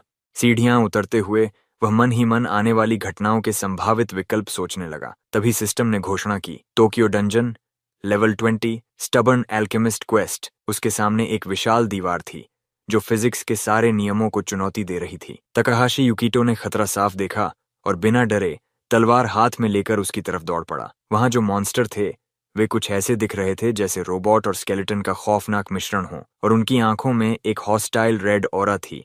नौजवान को याद आया कि इस मंजिल के मॉन्स्टर पूरी तरह अकार्बनिक पदार्थों से बने थे। वह बिजली की रफ्तार से आगे बढ़ा, जिससे एक साथ 2 मॉन्स्टर पर वार कर सका। यूको को याद था कि ये प्राणी खतरनाक और निर्मम हत्यारे थे, और ऊपर से जीवित भी नहीं। कुछ राक्षसों के पंख थे जो हवा से उस पर हमला कर रहे थे। हीरो ने नोट किया कि उसे बस यही बात बचा रही थी कि मॉन्स्टर तयशुदा ढर्रे पर चलते हैं और वो उनके कदम पहले ही भांप लेता है। कुछ ही तलवार के वारों में उसने अपने रास्ते की सारी बाधाएं काट डालीं। तभी अंधेरे में कुछ ऐसा दिखा कि उसके कदम रुक गए। रुक! एक ठोस शरीर वाला पत्थर का मॉन्स्टर वहां खड़ा था। साइक्लॉप्स के माथे पर एक ही जलता हुआ आंख थी। उसके चारों ओर फैली लाल आभा उसके इरादों को साफ बता रही थी। युवक ने सोचा कि इसे हराना आसान नहीं होगा। हीरो के दिमाग में एक दिलचस्प विचार आया, इसके हर मूवमेंट को याद करना चाहिए। मॉन्स्टर की चालों का विश्लेषण करने से इसे गिराया जा सकेगा। क्रीचर ने अपनी विशाल मुट्ठी कस ली और किसी भी क्षण वार करने को तैयार हो गया। यूकितो मुश्किल से पीछे हट पाया जब उसका वार जमीन पर गिरा। हीरो को अपनी जान बचाने के लिए लगातार कूदना पड़ रहा था। शारीरिक ताकत में बराबरी नहीं थी, उसे चतुराई से काम लेना होगा। युवक ने अपनी छलांगों का सहारा लिया और मॉन्स्टर का कमजोर बिंदु खोजने लगा। कोर दिखते ही उसने पूरे आत्मविश्वास से हमला कर दिया। कुछ ही समय में वह मजबूत लेकिन मूर्ख क्रीचर पर विजय पा गया। कठिन संघर्ष के बाद यूकितो बिना खरोंच के जमीन पर उतरा। पीछे मॉन्स्टर का शव गिरा पड़ा था। इस जीत ने हीरो को उसके मकसद के और करीब पहुंचा दिया। उसने विशाल दरवाजे की तरफ कदम बढ़ाए। दरवाजा खोलते हुए उसने सोचा, आखिर वो वक्त आ ही गया। आज से एक नई जिंदगी शुरू होगी। दरवाजे से झड़ते सुनहरी प्रकाश ने सारा माहौल रोशन कर दिया। अगले ही पल तकाहाशी खुद को एक विशाल गोलाकार कक्ष में खड़ा पाया। वहां की जमीन पर कुछ अजीब सी प्रतीक चिन्ह उकेरे थे। पीछे दरवाजा खुद ही बंद हो गया। अब कोई लौटने का रास्ता नहीं था। प्रतीकों के केंद्र में एक विशाल पत्थर का मॉन्स्टर बैठा था, जिसके कुछ हिस्सों पर हरे काय जमी थी। उसके कंधों पर भी वही प्रतीक थे। हीरो ने तुरंत समझ लिया कि यह एक एंशंट गोलेम है, जो इस मंजिल के मुख्य खजाने की रखवाली करता है। यही लेवल 20 का बॉस था। गोलेम का आकार भयानक था, उसकी ताकत अविश्वसनीय और वार बेहद घातक। मगर यही मॉन्स्टर था जिसके लिए तकाहाशी इतनी जल्दी 20वीं मंजिल तक पहुंच गया था। अब लड़ने का वक्त आ गया था। उसने नोट किया कि इतनी भारी काया के बावजूद बॉस की गति मामूली थी। लड़के ने ऊंची छलांग लगाई और अपनी तलवार से गोलेम के सिर पर वार किया। तकाहाशी के दिमाग में साफ योजना थी, मॉन्स्टर की आर्मर का कुछ हिस्सा तोड़ना ताकि उसके कोर तक पहुंचा जा सके और इस प्राचीन रक्षक को परास्त किया जा सके। तभी किसी और की छुपी निगाहें इस युद्ध को देख रही थीं।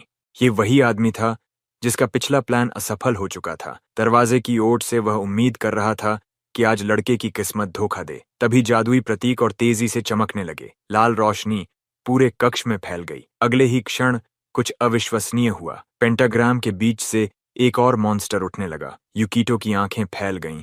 उसने कभी सोचा भी नहीं था कि एंशंट गोलेम अकेला नहीं होगा। ये विशाल क्रीचर पूरे हॉल में फैल गया। उसका कोर नीला बैंगनी रंग का था। हीरो ने पीछे मुड़कर दरवाजे की ओर देखा। तभी उसे एक अंदेशा हुआ। दूसरे बॉस का आना बस एक बात का संकेत था। यहाँ कोई और भी मौजूद था। ये बात अजीब थी, क्योंकि उसने किसी बाहरी उपस्थिति का आभास नहीं किया। हीरो ने सोचा कि ऐसे मेहमानों की उम्मीद तो हमेशा रखनी चाहिए, मगर इतना बड़ा युद्ध चल रहा हो तब भी कोई नया दुश्मन दखल दे, ये और भी खतरनाक था। यूको ने चारों ओर नजरें दौड़ाईं, शायद कोई घुसपैठियां दिख जाए। तभी दुश्मन ने कायराना हमला किया। एक चमचमाता खंजर सीधे उसकी पीठ में घुसने ही वाला था, पर अपनी तीक्ष्ण प्रतिक्रियाओं और अद्भुत किस्मत के चलते हीरो ने खतरा भांप लिया। एक ही तलवार के वार में उसने उस खंजर को खत्म कर दिया। वह खंजर घूमते हुए जैसे किसी बूमरैंग की तरह वापस जा गिरा। यूको को तुरंत समझ आ गया कि यह सब किसी की चाल है।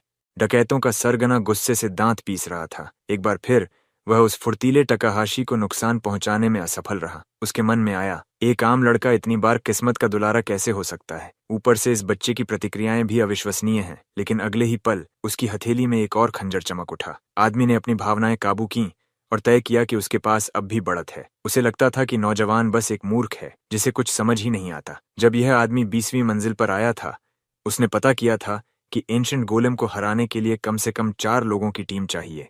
वह हीरो के पीछे चुपके से घुसा ताकि अपने आप एक दूसरा गोलेम भी समन हो जाए। मगर यूको के उलट डकैत को इन राक्षसों से लड़ने की कोई चिंता नहीं थी।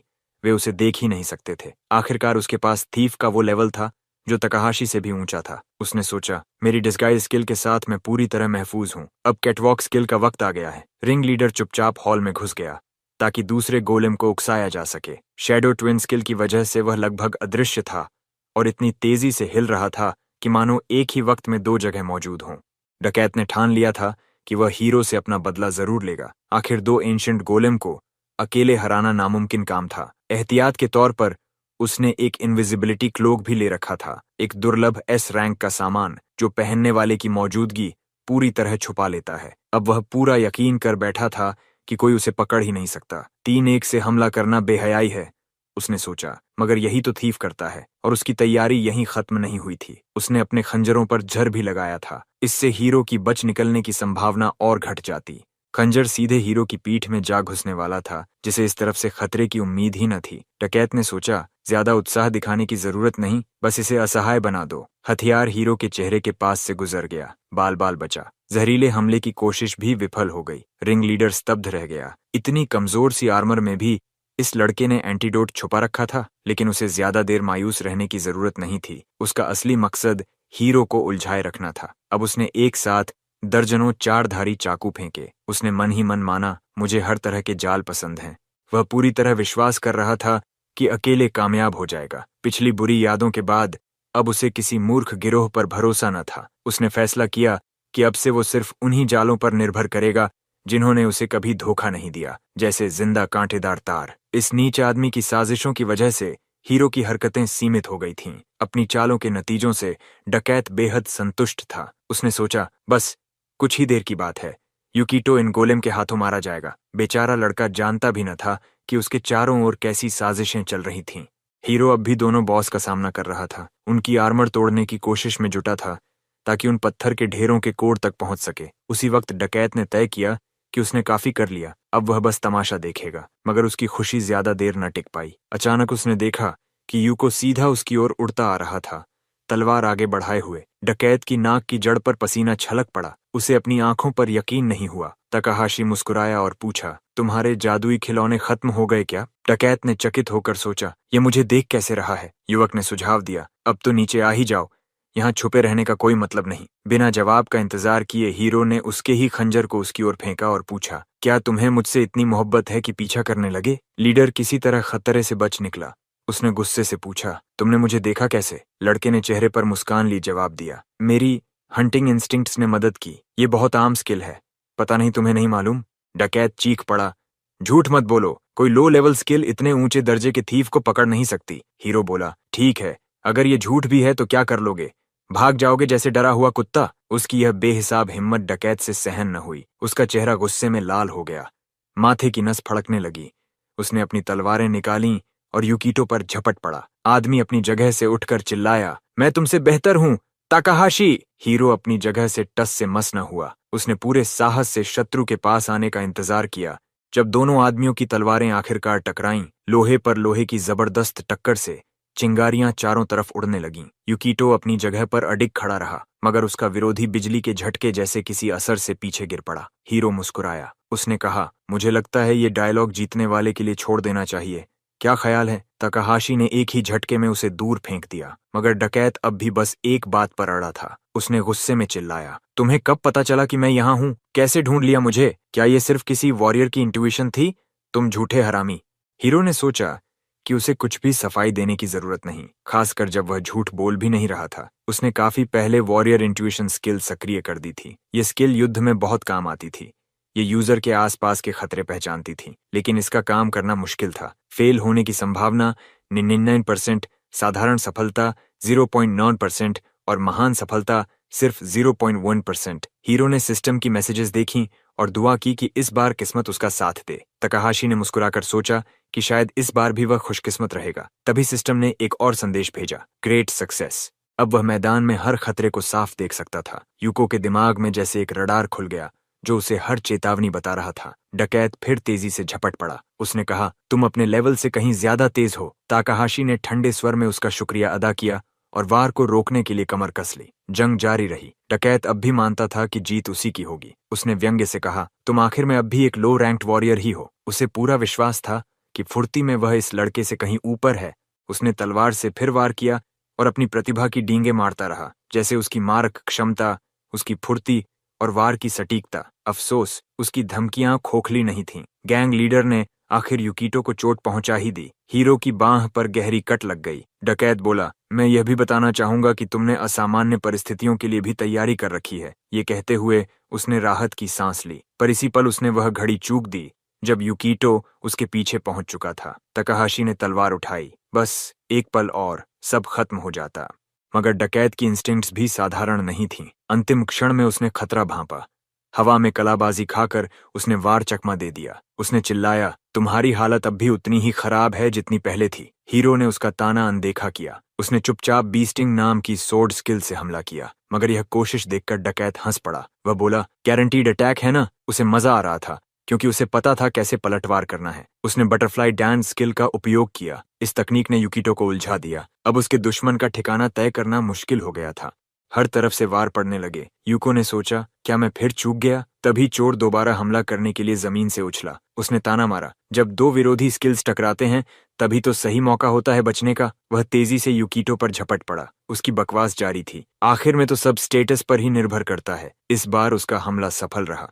यूकिटो के पैर में एक और गहरी चोट लग गई। हीरो के मुंह से निकला, हे भगवान! अब वह और भी कमजोर हो गया था। डकैत अपनी कामयाबी पर बेहद खुश था। उसने तेज आवाज में कहा, तुम जैसा सुस्त वॉरियर मुझे कभी नहीं पकड़ सकेगा। अचानक एंशिएंट गोलेम ने इंसानों से तंग आकर उन पर लेजर शॉट दाग दिया। बस अपनी विलक्षण प्रतिभा की वजह से यूकिटो उस घातक वार से बाल बाल बच सका। डकैत अपनी बढ़त पर इतराया। उसने चिल्लाया, 20वीं मंजिल वाकई मजेदार है। वह यूकिटो से कुछ कदम दूर जाकर तलवारें घुमाने लगा। उसने घमंड में कहा कि वह आसानी से लेवल 20 बॉस के हमलों से बच सकता है, क्योंकि गोलेम तयशुदा ढर्रे पर चलता है। उसने पूछा, ये जानकारी तुमने भी गिल्ड से खरीदी थी ना? ताकाहाशी ने कोई जवाब नहीं दिया। वह चुपचाप अगला वार रोकने में जुटा रहा। उन दोनों की लड़ाई दो एंशंट गोलेम के बीच हो रही थी, जो वक्त बेवक्त हमला कर देते। तभी हीरो ने अपनी टांग में तेज दर्द महसूस किया। क्या उसकी किस्मत अब उसका साथ छोड़ रही थी? उसने अपनी निगाहें जमीन पर झुका दी और देखा कि डकैत के जाल की तेज धार उसके ही खून में सनी हुई थी। नौजवान ने वही कांटा अपने पैर तले कुचल दिया। चोर अब भी अपनी चाल में खुश था। उसने मुस्कुराकर कहा, 20वीं मंजिल पर कोई बाहरी दखल नहीं देता। इसका मतलब मेरी जीत उसी पल तय हो गई थी जब मैंने इस ऑपरेशन की तैयारी शुरू की। ये चिल्लाते हुए उसने स्कॉर्पियन पॉइंट तकनीक का इस्तेमाल किया। ताकाहाशी का आत्मविश्वास पिघलने लगा। मुश्किल से उसने विरोधी के वारों को रोका। एक और टक्कर के बाद हीरो अपने पैरों पर टिक न सका। विरोधी की तलवार की मना की लहर उसे पीछे धकेल ले गई। वार इतना जबरदस्त था कि युवक गिर पड़ा और उसकी चेतना जाती रही। तलवार उसके हाथ से छूटकर हॉल के फर्श पर गिर गई। कुछ पल बाद ही उसकी आंखें फिर खुल गईं। उसे होश आया कि वह निहत्था है। डकैत ने चिल्लाया, यही तुम्हारा अंत है। उसे पूरा विश्वास था कि अब विजय उसके हाथ में है। दोनों तलवारें तेजी से हीरो की तरफ बढ़ रही थीं। युकीटो सचमुच डरा हुआ लग रहा था, मगर अगले ही पल उसके चेहरे का भाव पूरी तरह बदल गया। उसने जीभ दिखाकर कहा, मैं मजाक कर रहा था। युवक ने हाथ घुमाया और अपना जाल सक्रिय कर दिया। अगले पल डकैत एक बैंगनी गोले में फंसा था। आदमी को अपनी आंखों पर यकीन न हुआ। वह ग्रेविटी ट्रैप में कैद हो गया था। युवक ने पूछा, तुम कह रहे थे कि कोई अनियमित टुकड़ी नहीं थी, पर अब क्या कहोगे, है या नहीं? चोर को लगा जैसे वह अपनी जुबान पर काबू नहीं रख पा रहा। ताकाहाशी बोला, जो जानकारी हमारे पास होती है वो सिर्फ सामान्य हालात में काम आती है। आखिर कौन उम्मीद करता कि कोई मूर्ख 20वीं मंजिल के बॉस से अकेला भिड़ जाएगा? ग्रेविटी ट्रैप में फंसा अपराधी बस इतना बुदबुदा पाया, सचमुच। उसी पल एंशंट गोलेम ने वार किया और उसी जगह को रौंद दिया जहां डकैत कैद था। हीरो मुश्किल से पीछे हट सका। वह बोलता रहा, डबल रेड के चलते सारा प्रबंधन बदल गया। उसने मुस्कुराकर अपराधी को चिढ़ाया, तुम खुद को चोर कहते हो, मगर मेरे जाल तक नहीं देख पाए। डकैत को उसकी बातों पर यकीन ही न हुआ। वह चीख पड़ा, ये नामुमकिन है। तुम जैसे घटिया वॉरियर को तो सामान्य लड़ाई करनी चाहिए थी। उसने यह भी न देखा कि एक खतरनाक हमला और करीब आ गया था। बॉस का वार सीधा डकैत के चेहरे पर पड़ा। इतनी ताकतवर चोट से ग्रेविटी ट्रैप टूट गया। चोर धड़ाम से फर्श पर गिरा। जमीन पर पड़े हुए मुश्किल से सांस लेते उसने फुसफुसाया, बहुत दर्द हो रहा है। 20वीं मंजिल का बॉस अपनी विशाल उंगलियों से घायल आदमी को उठाकर हवा में ले गया। अगले ही पल एंशंट गोलेम ने उसे छोड़ दिया। डकैत पत्थर की फर्श पर आ गिरा। उसकी खून से सनी हथेली कांप रही थी। उसे यकीन न हो रहा था कि उसका बदला अधूरा रह गया। टूटी फूटी सांसों में उसने कहा, मैंने कैसे एक लो लेवल वॉरियर के जाल को अनदेखा कर दिया? युकीटो ने जवाब दिया, जैसा पहले ही कहा था, वॉरियर्स इंट्यूशन ने मेरी मदद की। डकैत ने खांसते हुए पत्थर पर खून के निशान छोड़े। हीरो ने अपनी जीत पर खुशी जताई और सलाह दी, अपनी ताकत बचाओ। अगर मैं एंशंट बॉस को हराने के बाद तक जिंदा रहा तो तुम्हें पुलिस के हवाले कर दूंगा। पर डकैत उतना कमजोर नहीं था जितना लग रहा था। उसने सांस समेटी और उठने की कोशिश की। जैसे किसी अदृश्य श्रोता से बोला, मुझे धोखा मत दो। अपनी बढ़ी हुई हीरिंग स्किल की वजह से युकीटो ने वह धीमा स्वर साफ सुना। अगले ही पल चोर जोर से चीखा, अगर ऐसा है तो मैं तुझे खुद नर्क ले जाऊंगा। तभी डकैत के शरीर पर लंबी बारूद की पट्टी उभर आई। उसने चिल्लाया, ये चीज तुम्हारे घटिया हथियारों से कहीं ऊंचे दर्जे की है। ये देखकर हीरो स्तब्ध रह गया। उसने उलझन में पूछा, क्या तुम पूरी तरह पागल हो चुके हो? वाकई उस क्षण डकैत किसी पागल से कम नहीं लग रहा था। अब वह किसी भी हद तक जाने को तैयार था। सिस्टम मॉनिटर खोलकर उसने येस बटन दबा दिया। अगले ही पल एक जबरदस्त धमाका हुआ जिसने सब कुछ उड़ा दिया। विस्फोट की लहर और उड़ते हुए पत्थर युकीटो तक भी पहुंच गए। हीरो के पैरों तले जमीन दरकने लगी। दरारें फैलती गईं और कुछ ही पलों में युकीटो खुद को तबाही के बीचों बीच पाया। बच निकलने की उम्मीद बहुत कम थी। अगले ही पल लड़का कहीं नीचे जा गिरा। काली खोह ने उसे अपने में समेट लिया। कुछ देर बाद ताकाहाशी धड़ाम से पत्थर की फर्श पर आ गिरा। उसने सिर को छुआ। बहुत दर्द हो रहा था। आंखें अंधेरे में कुछ देखने की कोशिश करने लगीं। ऊपर कहीं बहुत ऊंचाई से आसमान झलक रहा था। उसे लगा अब उठना मुमकिन नहीं। कुछ देर वहीं पड़ा रहा और फिर धीमे से बैठ गया। जब उसने इधर उधर नजर दौड़ाई, उसे यकीन न हुआ यहाँ कोई गुप्त कमरा छुपा था। मुश्किल से गिरने की तकलीफ से उबरा ही था कि ऊपर से एक गोलेम फिर उस पर झपट पड़ा। लगता था इतनी आसानी से उससे पीछा नहीं छूटने वाला। ताकाहाशी ने अपने को संभाला और उठ खड़ा हुआ। एक बुरी सोच मन में कौंधी, अब मैं फंस गया हूं। किस्मत पर भरोसा करके जिसने हाल तक उसे अकेला न छोड़ा था, हीरो ने अनजान कमरे को गौर से देखा। दीवार में एक सुराख से उसे सीढ़ी और कोई चमकती चीज नजर आई। ये क्या है? उसने अपनी नजरें गड़ा दीं। वह जादुई रोशनी में चमकता एक संदूक था। ताकाहाशी मुस्कुराया। क्या मैं सच में ये देख रहा हूँ? लगता था हर गुप्त कमरे के साथ कोई खजाना तो आता ही है। अब उसकी पूरी जान उसमें पहुंचने में लग गई। शायद वही वजह थी जिससे वह यहाँ गिरा था। तब तक दूसरा गोलेम, जो डकैत की वजह से आया था, भी कमरे में कूद पड़ा। जगह बहुत तंग हो गई थी। युवक ने सोचा, इतनी तंगी में दोनों बॉस से नहीं बच सकूंगा। अटैक से इन्हें हराना नामुमकिन था। अब चालाकी की जरूरत थी। युकिटो ने तय किया, अब मेरी तकदीर उसी ट्रेजर चेस्ट पर दांव है। वह बिजली की रफ्तार से सीट से झपट पड़ा। उसने तय किया कि गोलेम की टांगों के बीच से छलांग लगाकर खजाने तक पहुंचेगा। वह पूरी ताकत से उछला। उसे जल्दी किसी ठोस जगह से फिर से धक्का लेना था, वरना संतुलन खो देगा। हीरो गोलेम के कंधे पर फिसलता हुआ चढ़ा और वहां से जमीन की ओर कूदा। खजाना अब बहुत करीब था। बस कुछ ही पल में पता चलने वाला था कि बॉस आखिर क्या छुपा रहा था। तभी दूसरे बॉस ने ट्रेजर के सामने लेजर फायर कर दी। ताकाहाशी को ऐसे हमले की उम्मीद न थी। वार उसकी पीठ में पड़ा। वह रास्ते से भटक गया। तलवार हाथ से छूटकर जमीन पर गिर गई। युवक पत्थर पर आ गिरा। मुंह से खून की उल्टी हुई। कांपते हुए उसने खुद को दिलासा दिया, कोई बात नहीं, रीढ़ नहीं टूटी, यही बड़ी बात है। उसने ऊपर नजर उठाई। खतरा अब भी सिर पर मंडरा रहा था। 20वीं मंजिल का बॉस अब उसे कुचलने के लिए पैर उठाए खड़ा था। इस बार युकिटो का कलेजा सचमुच कांप गया। किस्मत जैसे उसका साथ छोड़ चुकी थी। जख्म इतने गहरे थे कि वह हिल तक नहीं पा रहा था। अगले ही पल भीषण दर्द ने उसे निगल लिया। उसने टूटी हड्डियों की खड़खड़ाहट सुनी। गोलेम का विशाल पैर उसकी टांगों पर गिरा था। उसके मुंह से खून की एक पतली धार जमीन पर टपकने लगी। होश खोने जैसा एहसास होने लगा। उसने अपनी मुट्ठी भींची, हाथ जमीन पर पटका। हार नहीं माननी। दर्द इतना तीखा था कि उसे उल्टी आ गई। उसकी धुंधलाई आंखों में वह खजाना साफ दिख रहा था। तलवार भी संदूक के पास पड़ी थी, पर वह खड़ा नहीं हो सका। गोलेम फिर वार करने को था। उसके पैर फिर से टकराए। युकिटो की आंखों में सब लाल हो गया। उसने जंगली चीख मारी। वह याद करने लगा, पिछली जिंदगी में मैं 70 साल तक जिया था। इस बार सब कितना अलग है। ये प्रयास बेहद छोटा साबित हो रहा था। अकल्पनीय दर्द और टूट चुकी टांगों के बावजूद उसने घिसटकर ट्रेजर की ओर रेंगना शुरू किया। उसने तय किया, यही आखिरी मौका है खुद को बचाने का और मां की मदद करने का। अकथनीय वेदना को दबाते हुए अदम्य इच्छा से युकिटो आखिरकार संदूक तक पहुंचने में कामयाब हो गया। उसने उसे खोल दिया। अचानक वहां से एक शक्तिशाली प्रकाश की किरण निकली। इसका स्रोत एक नीले रंग का रत्न था। ताकाहाशी ने तकलीफ के बीच भी मुस्कुराने की कोशिश की। आखिरकार उसने अपना लक्ष्य पा लिया था, भले ही ऐसे हाल में। रत्न में जरा कंगन शक्तिशाली मना से चमक रहा था, पर यह बेहद खतरनाक लम्हा था। गोलेम अब उसे कुचलने ही वाला था। बस कुछ ही सेकंड बचे थे। हीरो ने हाथ बढ़ाया और कंगन को पकड़ लिया। उसे अनायास ही समझ आ गया कि क्या करना है। कंगन हाथ में पहनते हुए युकिटो बुदबुदाया, ये मेरे पास है, मतलब मैं जीत चुका हूँ। किस्मत अब भी मेरे साथ है।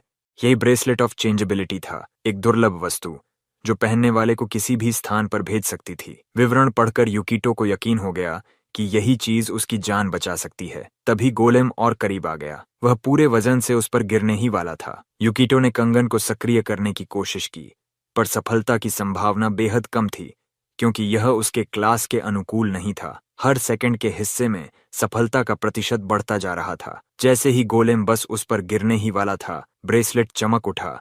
एक विशाल पत्थर का टुकड़ा भयानक धमाके के साथ उसी जगह आ गिरा जहां युकिटो पलक भर पहले था। सब कुछ सन्नाटे में डूब गया। अचानक ब्रेसलेट ने एक अलग सी आवाज की। ताकाहाशी युकिटो अब गोलेम की पीठ के पीछे प्रकट हो गया। उसने सीधे पत्थर के राक्षस के जादुई दिल में वार कर दिया। अब उसकी जीत तय थी। क्रोध में पागल बॉस ने लेजर बीम दागी। शायद वह समझ ही न पाया कि हमला कौन कर रहा था। बीम सीधा सामने पड़े दूसरे गोलेम पर जा लगी। लाल रोशनी ने उसके जिस्म को भेद दिया।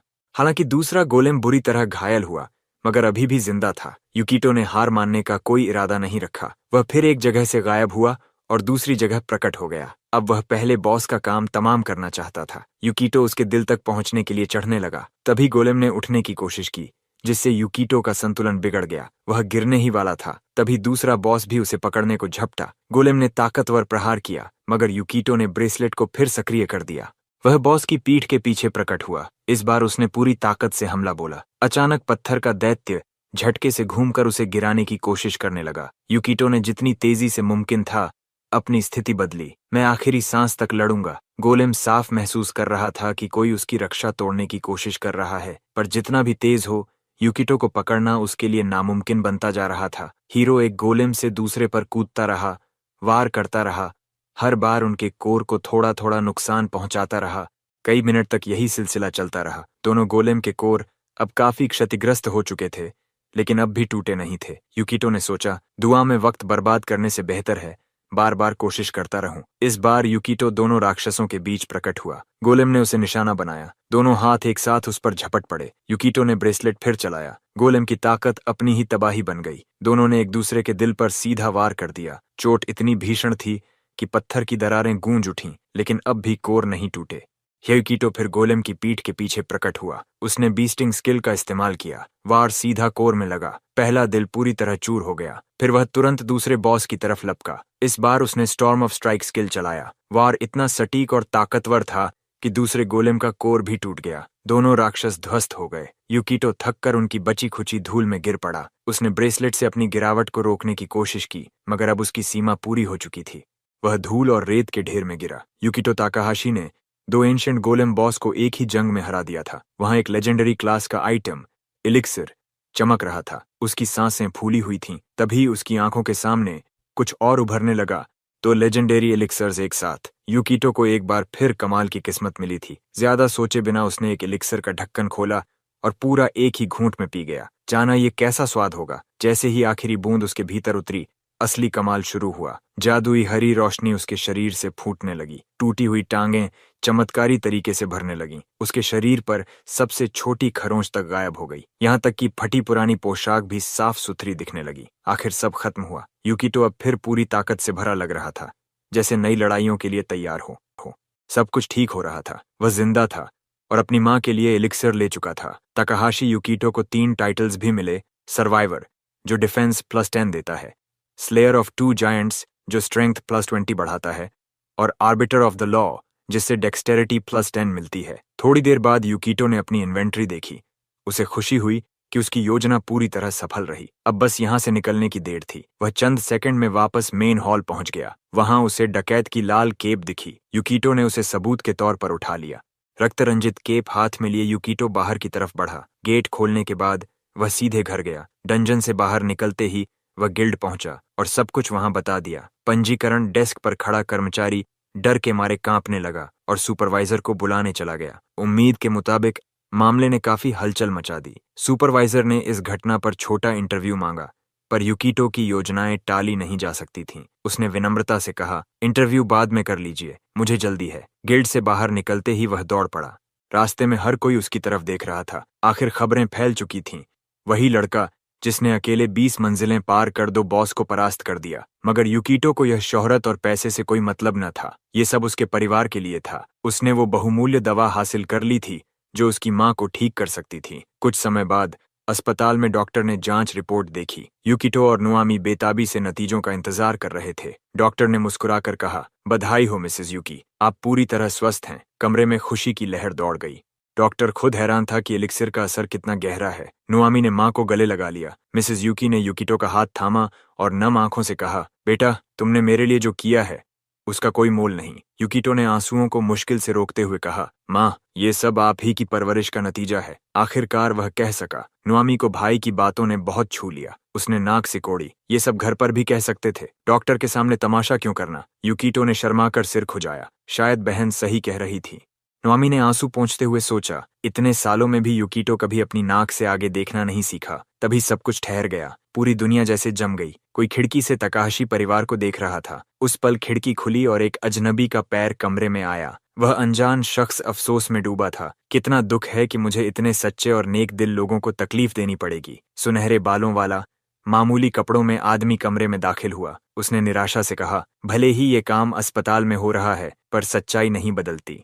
उसके शब्द जैसे हवा में गूंज उठे। डॉक्टर भी कहते हैं, हमने पूरी कोशिश की, मगर कोशिश हमेशा काफी नहीं होती। उसके बाद कोई भी परिवार मौत के कारण ज्यादा छानबीन नहीं करेगा। कागज पर यह महज हार्ट अटैक होगा। सुनहरे बालों वाला अपनी मुट्ठी घुमाकर नुआमी की ओर वार करने ही वाला था कि यूकिटो ने उसका हाथ रोक लिया। अजनबी चौंक गया। यूकिटो ने दहाड़ लगाई, तू क्या कर रहा है हरामी? मगर सुनहरे बालों वाले ने कोई जवाब न दिया। वह किसी और बात से ज्यादा हैरान था। ये लड़का आखिर चल कैसे रहा है? अचानक यूकिटो को कुछ याद आया। कहीं ये वही आदमी तो नहीं? उसने पहले इसे देखा था। यही तो था वो हीरो जिसे दुनिया का रक्षक कहा जाता है, सारे एडवेंचरर्स की सूची में पहले पायदान पर। वही जिसकी वीरता की कहानियां हर कोई सुनता था। यूकिटो की आंखें अब धोखा नहीं खा रही थीं। सचमुच वही था। वो आदमी था उयामा कोसुमारिदो। उसने एक अजीब सा बैज दिखाकर साबित कर दिया कि वह वाकई हीरो है। यूकिटो और ज्यादा उलझ गया। आखिर एक हीरो ऐसा क्यों करेगा? उयामा ने उसकी बात काट दी। अब सवाल पूछने की बारी उसकी थी। यूकिटो आखिर कैसे नथिंगनेस में कदम रख पाता है? आखिर ये शक्ति सिर्फ उन्हें मिलती है जो मौत को छक चुके हों। इसका मतलब साफ था। क्या यूकिटो भी रिबॉर्न हो चुका है? अगर ये सुनहरा बालों वाला इतना पक्का है तो जरूर खुद भी।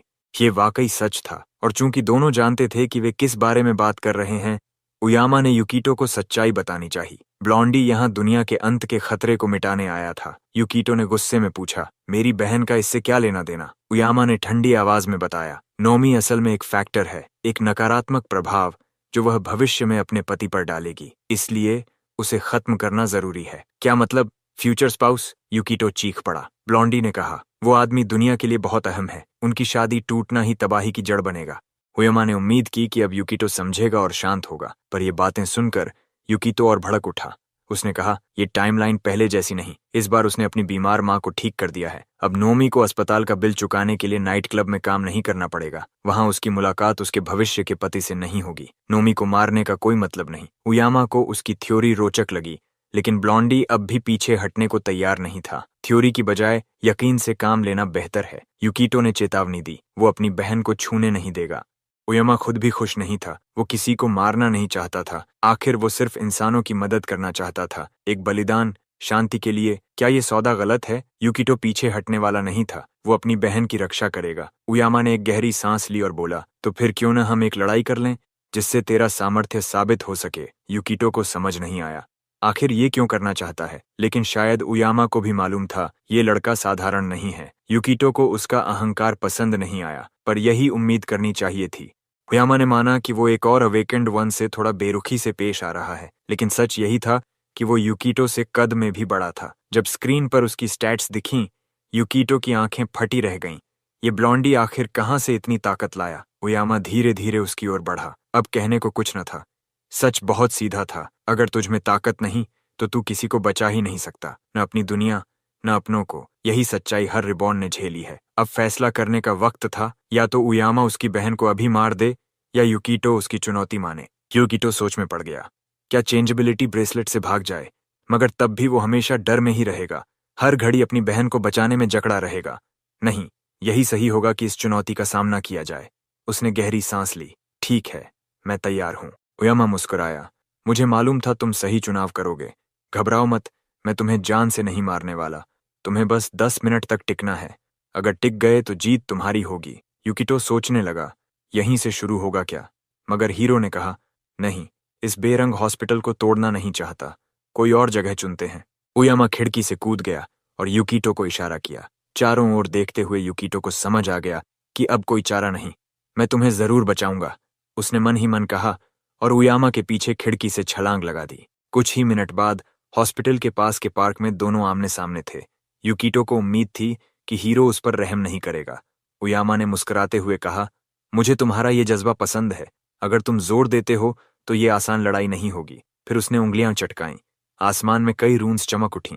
ये सब दुनिया के तत्वों का प्रतीक थे। अगले ही पल आग, पानी, धरती और न जाने कौन कौन से तत्व यूकिटो पर टूट पड़े।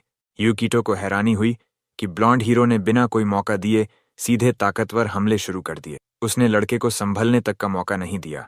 उयामा फिर मुस्कुराया। ये तो बस शुरुआत है। इतना कहकर उयामा ने अपने 2 क्लोन्स बुला लिए। यूको को उम्मीद भी नहीं थी कि हीरो के पास डॉपलगैंगर्स बुलाने की ताकत होगी। शायद ये आदमी हमेशा दुश्मनों से घिरा रहने का आदी था। तुम सोचते हो ये अकेले कर लोगे? यूकिटो ने पूछा और अपनी इन्वेंट्री खोली। उसने 2 रिप्लेसमेंट डॉल्स निकाले। अब हर दुश्मन के पास अलग अलग लक्ष्य था। पहला टकराव तो बहुत कमजोर निकला। उसके पुतले एक ही झटके में खत्म हो गए। उयामा को उम्मीद थी कि लड़का समझेगा कि सिर्फ रक्षा करने से जीत नहीं मिलती। यूकिटो सच में यह बात समझ गया। वही जानी पहचानी चमक उसके चारों ओर फिर उभरने लगी। लड़के ने staff of the substance of inconsequence उठाया और अपनी सबसे शक्तिशाली जादुई चोट तैयार की। उसे बस थोड़ी देर तक समय खरीदना था। जैसे ही यूकिटो ने अपना स्टाफ हीरो की ओर ताना, आसमान से जलता हुआ मीटियोराइट आ गिरा। धमाका इतना जबरदस्त था कि भरोसा नहीं हो रहा था। यूकिटो का मकसद था बस थोड़ी देर अपने दुश्मन को रोकना। मगर तभी उसने ब्लॉन्ड की आवाज सुनी, जो हालात की सच्चाई जान चुका था। ये लड़के का रीबर्थ गिफ्ट है, उयामा बोला। अगर मेरा बैरियर नथिंगनेस है तो तुम्हारा हुनर लक ही होगा। ब्लॉन्ड ने डॉपलगैंगर को बलि चढ़ाकर वार से बचाव कर लिया। तुम मुझे पूरी तरह देख सकते हो, यूकिटो बोला। मैं ऐसा नहीं कहूंगा, उयामा ने मुस्कुराकर कहा। मैंने बस तुम्हारी पिछली कामयाबियों से नतीजा निकाला। यह सब यूको को बिल्कुल मजाक नहीं लग रहा था। सिर्फ लक के भरोसे इतनी उपलब्धियां। पर याद रखो, उयामा बोला, किस्मत भी उतनी ही जरूरी है जितनी ताकत और बुद्धिमत्ता, मगर सिर्फ लक पर निर्भर रहना मूर्खता है। उयामा ने और मैजिक रून्स बुलाए। अब वो लड़के को दिखाना चाहता था कि लापरवाही से काम लेना कितना खतरनाक हो सकता है। अचानक पानी, आग, धरती और हरे रंग की एलिमेंटल्स प्रकट हो गईं। यूकिटो ने हामी भरी। सिर्फ लक पर भरोसा सही नहीं। मगर तभी उसने हीरो के आंकड़े देखे। उयामा की लक तो बहुत ही कम थी। यूकिटो को अपने लोगों के सामने कोई शर्मिंदगी नहीं उठानी थी, लेकिन अब सोचने का वक्त नहीं था। थोड़ा डर भी लग रहा था कि बिना संकोच वो ये सब कर रहा था, लेकिन वो सब कुछ करेगा जैसे उसके लोग हमेशा उसके लिए करते आए हैं। ब्लॉन्ड ने हाथ उसकी ओर बढ़ाया। क्या तुम तैयार हो? उसी पल एलिमेंटल्स और सील्स यूकिटो पर टूट पड़े। आग का एलिमेंटल हमला करने को तैयार था, पानी वाला भी पीछे नहीं। मगर यूकिटो के पास एक योजना थी। उसने अपनी बुरी किस्मत को ही फायदा बनाने की ठानी। इन्वेंट्री खोलकर उसने फिर वेरिएबिलिटी ब्रेसलेट चुना। अगले ही पल कलाई पर कड़ा चमक उठा। Wrist band connection completed. Activation सफल रहा। भले ही उसके पास ज्यादा इंटेलिजेंस या कोई खास क्लास न हो, लक हमेशा उसके साथ थी। लड़का पल में अदृश्य हो गया। कहीं शहर के बीचों बीच नथिंगनेस के घेरे में यूकिटो प्रकट हुआ, ठीक वही जगह जहां उसे होना चाहिए था। उयामा को देखकर आश्चर्य हुआ। ओह, वेरिएबिलिटी ब्रेसलेट काफी काम की चीज है, लेकिन मेरे पास भी उड़ने का जादू है। कार की छत से कूदते हुए यूकिटो ने माफी मांगी। मैं यहीं से लड़ाई जारी रखना चाहता हूँ। आखिर तुमने मुझे चुनौती दी, तो मैं भी तुम्हें आजमाना चाहता हूँ। एक हीरो मासूमों को नुकसान नहीं पहुंचाएगा, है ना? ब्लॉन्डी ने मुस्कुराया। दिलचस्प ख्याल है। सही कहा, मैं भीड़ में तबाही नहीं मचाऊंगा। सारे एलिमेंटल्स वापस चले गए। तलवार भी काम की नहीं, मगर उयामा रुकेगा नहीं। वो किसी भी हाल में यूकिटो को हराकर रहेगा। यूकिटो ने अपनी तलवार भी इन्वेंट्री में रख ली। अब सिर्फ ढाल उठाई, यही काफी होगा, उसने सोचा। ढाल लिए लड़का तैयार हो गया। ये मंजर देखकर ब्लॉन्डी को पुरानी लड़ाइयां याद आ गईं, मगर तभी मैजिकल स्पीयर्स उसके पीछे लग गईं। ये भेदती हुई हर रुकावट को पार कर यूकिटो तक पहुंचने लगीं। लड़के ने तेज मोड़ लेकर एक गली में छुपने की कोशिश की। भाला फिर भी तेज था, मगर यूकिटो ने सही वक्त पर ढाल से वार को मोड़ दिया। भाला दीवार में घुस गया और गैस पाइप तक जा पहुंचा। ओयामा फिर अपने किस्सों में खो गया। किस तरह उसने कभी मानव रूपी राक्षसों से लड़ा था, या उन बदमाशों से जो शहर में अराजकता फैलाते थे, और आज भी ऐसे लोग बढ़ते ही जा रहे हैं। इधर यूकिटो ने मौके का फायदा उठाया। उसने बातों में हीरो को फंसाने की सोची। गहरी सांस लेकर उसने फिर संवाद शुरू किया, उसकी चालाकी भरी जाल में हीरो को उलझाने के लिए। लड़के ने भी अपनी बीती जिंदगी की बातें बताना शुरू किया, कैसे उसने अपना ज्यादातर वक्त डंजन्स में ही बिताया था, इसलिए शहर उसके लिए सिर्फ खाना जुटाने की जगह था। इसी वजह से उसे अपनी पिछली जिंदगी की ज्यादा यादें भी नहीं थीं। उयामा को ऐसी बातें सुनकर दुख हुआ। आखिर वो पूरे मन से चाहता था कि कोई मिले जिसने उसकी तरह वही सब झेला हो, लेकिन यूकिटो की तो कोई इच्छा ही नहीं थी पुरानी यादों का बोझ उठाने की। उसकी पिछली जिंदगी किसी कीड़े जैसी थी जो बेरहम धरती पर रेंगने की कोशिश कर रहा हो। तो तुम्हें शुक्रगुजार होना चाहिए कि तुम्हें नई जिंदगी जीने का मौका मिला, उयामा ने कहा। एक जबरदस्त लात यूकिटो के पेट पर पड़ी। वो लगभग कार के नीचे ही बेहोश हो गया, मगर यूकिटो फिर भी बोला, मैं वही हूं जिसे तंग जगहें ही सुकून देती हैं। हीरो गुस्से से कांप उठा। क्या मैं सच में एक डरपोक से लड़ रहा हूं? यूकिटो ने जमीन से एक स्केटबोर्ड उठाया। उसे रफ्तार चाहिए थी। उयामा चाहे कुछ भी कहे या सोचे, लड़का अब खुद को धोखा नहीं देने वाला। हीरो ने देखा कि यूकिटो फिर भागने की कोशिश कर रहा है। ये अब उसे बोर कर रहा था। आखिर उसने ही तो कहा था कि यूकिटो अपनी काबिलियत साबित करे, मगर एक कायर जो हमेशा भागे, उसे वो कभी नहीं मानेगा। इसी दौरान यूकिटो के रास्ते में एक अड़चन आ गई। उसने फुर्ती से स्केटबोर्ड छोड़ा और एक अंधी गली में जा पहुंचा। उयामा सोचने लगा, अगर बस इतना ही कर सकता है तो ये लड़ाई यहीं खत्म। वो अपनी सबसे ताकतवर चोट मारने को एक कदम दूर था। यूकिटो ने जल्दी से इधर उधर नजरें दौड़ाईं। उसके बाईं ओर एक लैंप पोस्ट था। अगर हीरो यही सोचता है तो वक्त आ गया है असली कदम उठाने का। वो तेजी से उस कंक्रीट के खंभे की ओर दौड़ा। एक जबरदस्त लात से उसने लैंप पोस्ट पर वार किया। उयामा कुछ समझ नहीं पाया। खंभा टूटने लगा और गिरने की कगार पर पहुंच गया। वक्त है असली खेल का, यूकिटो ने मुस्कुराते हुए कहा। हीरो को तभी असलियत समझ में आई। उसकी आंखों में पहली बार उलझन और डर दोनों झलकने लगे। उसने देखा कि उसके पीछे से एक कार भी सीधी उसी की ओर आ रही थी। उयामा ने यूकिटो की रणनीति भांप ली। लड़के ने उसे फंसाने की पूरी तैयारी कर रखी थी। योगितो ने सारा मंजर देखते हुए ताली बजाई। सब कुछ मैंने पहले से सोच रखा था, उसने कहा। हीरो को निर्दोष लोगों की हिफाजत करनी ही थी और उसने वही किया। खंभे को पकड़कर जमीन पर टिकाते हुए कोसामरीदो बोला, ये तो साफ था, मगर अगले ही पल उसने मान लिया। तुमने मुझे चौंका दिया लड़के। युकितो मुस्कुराया। सच में साफ था? अगर सच में ऐसा है तो फिर उन्हें हर हाल में बचाना भी पड़ेगा। उयामा का चेहरा देखकर लगा। ये मोड़ उसे पूरी तरह चकित कर गया। कटे हुए बिजली के तारों में चिंगारियां दौड़ने लगीं। खतरे की घंटी बज चुकी थी। सिस्टम टूट रहा था। चारों ओर बिजली की सुनहरी लपटें दिख रही थीं। कोई वक्त नहीं बचा था। पीछे जोरदार धमाका हुआ। हीरो ने फौरन मुड़कर देखा। माथे पर पसीना आ गया। वो तेजी से दौड़ा। लपटें सड़कों को घेर चुकी थीं। आसपास की सारी चीजें आग में डूबती जा रही थीं। उयामा ने अपने अंडाइंस को आग बुझाने का आदेश दिया। पानी की शक्ति रखने वाली वो जादुई रचना तुरंत आगे बढ़ी। तब तक युकितो मजे से सब देख रहा था। और पानी चाहिए, वो चिल्लाया। आग तेजी से सड़क पर फैलने लगी। पेड़ जलते हुए गिरने लगे। रास्ते की गाड़ियां उनके वजन से दब गईं। सड़क पर दरारें उभर आईं।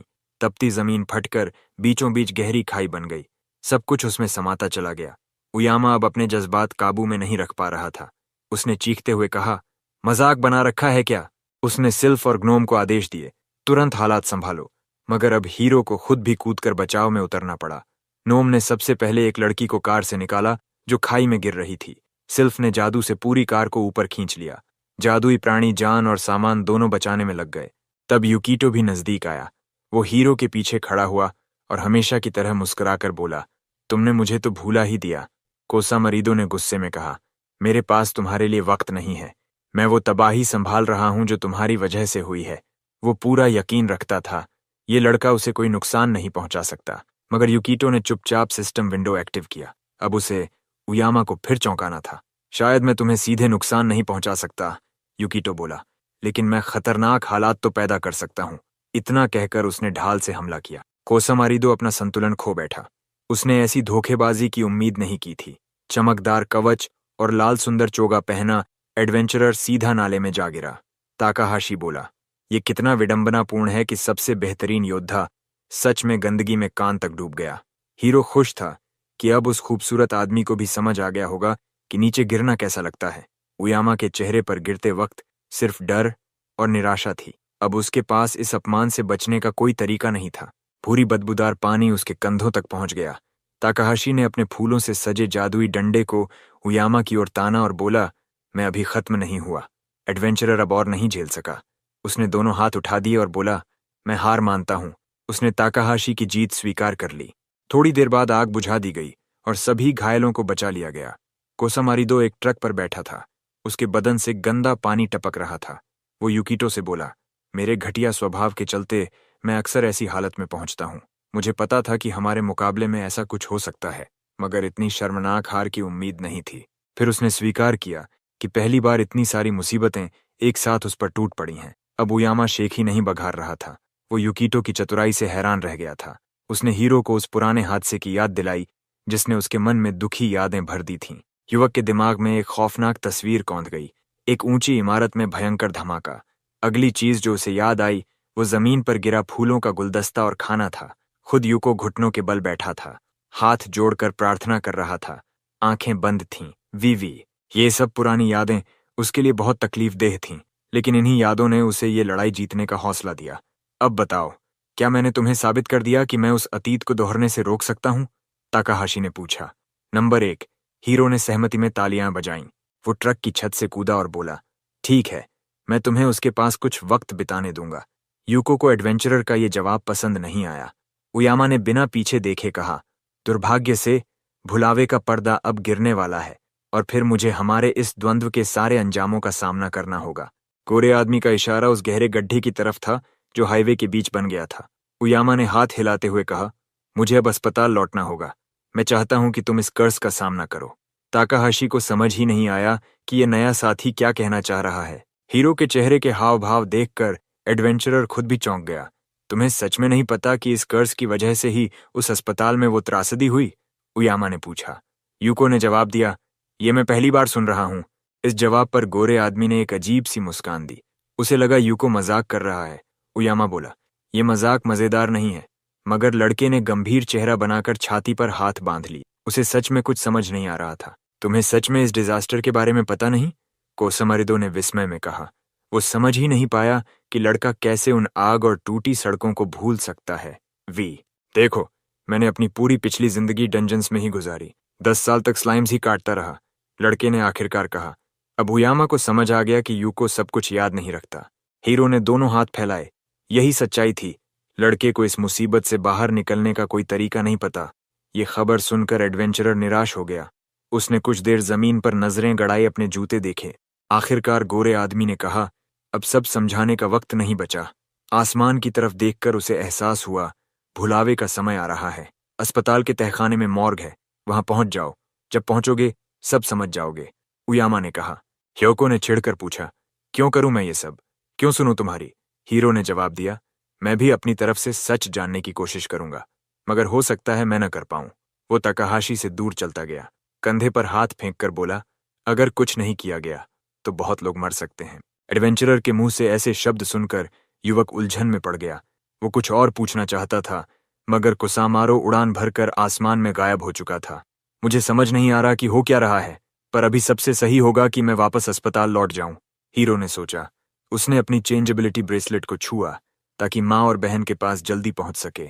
लड़का सही वक्त पर पहुंच गया, क्योंकि अगले ही पल वॉइड गायब होना शुरू हो गया। जब जादू का असर पूरी तरह खत्म हुआ, सड़क पर लोग सामान्य तरह से चलने लगे। किसी को अंदाजा भी नहीं था कि कुछ मिनट पहले तक इस सड़क पर सबसे ताकतवर लोग युद्ध कर रहे थे। यूको सही वक्त पर अस्पताल पहुंच गया। ऑफिस में किसी ने नहीं सोचा कि वो कहीं गायब भी हुआ था। डॉक्टर ने उसकी मां को नियमित जांच करवाने की सलाह दी। यूकी अपनी कुर्सी से उठी और डॉक्टर को भरोसा दिलाया कि वो इस सलाह पर अमल करेंगी। वो इतनी अच्छी खबर मिलने के लिए आभारी थीं। ताकाहाशी मुस्कुराया। उसे संतोष था कि उसने वो एलिक्सिर लाकर अपनी मां को बचा लिया। युवक ने चुपचाप अपनी भौहों के नीचे से पूरे कमरे को घूर कर देखा। उसे एडवेंचरर की चेतावनी याद आई, मेरे पास सब समझाने का वक्त नहीं है, मुझे भी नहीं पता कि क्या हो सकता है। ये चेतावनी सुनकर हीरो ने तय किया कि उसे ब्लॉन्डी की बात की सच्चाई परखनी होगी। वो ऑफिस से बाहर निकला, कुछ कदम चलकर दरवाजे तक पहुंचा और उसका हैंडल पकड़ा। एक बात मैं जानता हूं, हमें इस अस्पताल में नहीं रुकना चाहिए, तकाहाशी ने सोचा। हीरो पूरी तरह तय कर चुका था, उसे माँ और बहन को वहां से निकालना ही होगा। जब वे लोग गलियारे में पहुंचे, नूमी बोली, मुझे इतनी घबराहट हो रही है कि अब भूख भी लगने लगी है। माँ ने सुझाव दिया कि घर जाते वक्त किसी कैफे में रुककर जश्न मना लें। वो अपनी चमत्कारी सेहतमंदी का जश्न मनाना चाहती थीं, मगर यूको ने मना कर दिया। उसने कहा कि वो खुद उनके लिए रात का खाना बनाएगा। बहन को ताज्जुब हुआ कि उसका भाई खाना बनाएगा, ये उनके घर में बहुत कम होता था। युवक मुस्कुराया और बोला, क्यों नहीं, बस मेरी एक गुजारिश है, क्या तुम दोनों मेरे बिना ही दुकान से सारी चीजें ले आओगी? माँ ने कहा, अगर यूकीटो हमें दावत देना चाहता है तो हम कैसे मना करें? नोमी ने भी हामी भर दी। यूकी और उनकी बेटी बाहर निकलते वक्त ये चर्चा कर रही थीं कि ताकाहाशी उनके लिए कौन सी स्वादिष्ट डिश बनाएगा। हीरो वहीं खड़ा इंतजार करता रहा जब तक उसका परिवार अस्पताल के अहाते से बाहर न चला जाए। जैसे ही उसे यकीन हो गया कि माँ और बहन सुरक्षित हैं, उसने मॉर्ग की ओर जाने का फैसला किया। सबसे पहले वो पुरुषों के शौचालय में गया। उसे एक जरूरी काम करना था। एक केबिन को भीतर से बंद करके तकाहाशी ने सफेद हुड वाला लबादा पहना। ये लबादा जादुई था, उसे बैंडिट को पर जीतने का इनाम मिला था। इसी लबादे की वजह से उसे राह में आने वाले कमजोर मॉन्स्टर्स से बचने में आसानी हुई थी। हीरो ने कभी नहीं सोचा था कि ये इनविजिबिलिटी क्लोक ऐसी वजह से काम आएगा। वहीं बाथरूम में मौजूद एक मरीज ने दरवाजा अपने आप खुलते देखा। वो घबरा गया और समझा कि वहां कोई भूत है। इस बीच युवक ने गलियारे के अंत में लगे लिफ्ट तक पहुंचने में कामयाबी पाली। यूको ने धैर्यपूर्वक देखा कि लिफ्ट ऊपर से धीरे धीरे नीचे आ रही थी। वो सोच रहा था कि उसने कर्स ऑफ डिजास्टर के बारे में पहले कभी क्यों नहीं सुना। उयामा ने कहा था कि मॉर्ग पहुंचते ही सब समझ आ जाएगा। आखिरकार लिफ्ट के डिस्प्ले पर B1 लिखा दिखा। ये बेसमेंट फ्लोर था जहां मॉर्ग था। दरवाजे खुले और हीरो ने सामने कई कमरों वाला गलियारा देखा। उसने साहसिक कदम बढ़ाए और आगे चल पड़ा। उम्मीद थी कि अब उसे सब पता चल जाएगा। युवक ने महसूस किया कि उसके चारों ओर एक भयानक सन्नाटा छाया हुआ था। क्या यहाँ कुछ ऐसा है जो किसी बड़ी तबाही का कारण बन सकता है? यूको ने सोचा। उसने तय किया कि सबसे पहले उसे यह देखना होगा कि इस फ्लोर पर कोई जीवित है या नहीं। सिस्टम के रडार ने दिखाया, वहां कोई नहीं था। इसका मतलब था कि हीरो सब कुछ अच्छे से जांच सकता था। तकाहाशी ने आगे देखा, सावधानी से दरवाजों पर लगे साइन पढ़ते हुए, ताकि सही दरवाजा जल्दी से मिल सके। आखिरकार एक दरवाजा मिला जिस पर लिखा था मोर्ग। क्षण आ चुका था। युवक ने चुपचाप दरवाजा खोला। अंदर अंधेरा था। जब उसकी आंखें अंधेरे में देखने की अभ्यस्त हुईं, तो हीरो ने देखा टाइल्स वाला कमरा और एक लाइन में बिछे बेड। वह उन बेड्स पर लेटे लोगों को देख सकता था जिनके चेहरे सफेद कपड़े से ढके थे। एक दिन शायद मैं भी इन्हीं में से एक बन जाऊं, यह ख्याल यूको के दिमाग में आया। वह मृतकों के बीच से गुजरते हुए चला, जैसे किसी उत्तर की तलाश कर रहा हो। कमरे के आखिरी छोर पर रुककर उसने पीछे मुड़कर उन शवों को देखा। हीरो ने अपने जादुई क्लोक की हुड को उतारा और थोड़ी देर और इंतजार करने का फैसला किया, पर कुछ नहीं मिला। शायद उयामा ने मजाक किया था। यूको ने सिस्टम विंडो एक्टिवेट किया। अचानक उसकी आंखें फटी की फटी रह गईं। मैसेज लाल था, जो कि सिर्फ खतरे का संकेत हो सकता था। तभी ताकाहाशी ने अजीब सी आवाजें सुनी और बेड्स के पास से लाल चमक उठने लगी। अचानक एक मृत शरीर ने हरकत की और उसके चेहरे से चादर गिर गई। वो औरत जैसे मरोड़ में थी। अब लिविंग डेड अपने बेड से उठने लगे थे। कमजोर दिल वालों के लिए यह नजारा नहीं था। कुछ ही सेकंड्स में दर्जनों ज़ॉम्बीज स्टंड हीरो की तरफ बढ़ने लगे। उनकी गुर्राहट अब इंसानी हदों से बाहर थी। तकाहाशी अब उस एडवेंचरर से पूरी तरह सहमत था। क्लू उसे सच में इसी मॉर्ग में मिला था। युवक ने अपनी तलवार सामने थाम ली। अब वो इस खतरे का डटकर सामना करने को तैयार था। जैसे जैसे ज़ॉम्बीज पास आ रहे थे, सड़ती हुई मांस की बदबू और असहनीय होती जा रही थी। आमतौर पर सबसे शक्तिशाली सीकर्स ही अनडेड से लड़ने जाते थे। यूको सोचने लगा, ये कोई साधारण ज़ॉम्बी वायरस नहीं लग रहा। सबसे पहले एक लंबे बालों वाली ज़ॉम्बी औरत ने हमला किया। यूको के दिमाग में आया, ये शाप का असर है। एक ही वार में उसका सिर जमीन पर गिरा। अगर किसी एडवेंचरर को मृत्यु से पहले श्राप लगा हो और उसे समय पर दफनाया ना जाए, तो वो ज़ॉम्बी बन जाता है। उसे याद आया। हीरो का अगला वार एक ज़ॉम्बी को सिर से पेट तक चीर गया। जैसे ही उसने दूसरे मॉन्स्टर को खत्म किया, एक तीसरी ज़ॉम्बी ने साइड से अटैक किया। हीरो ने तेजी से रिएक्ट किया और एक जबरदस्त किक से उसे दूर फेंक दिया।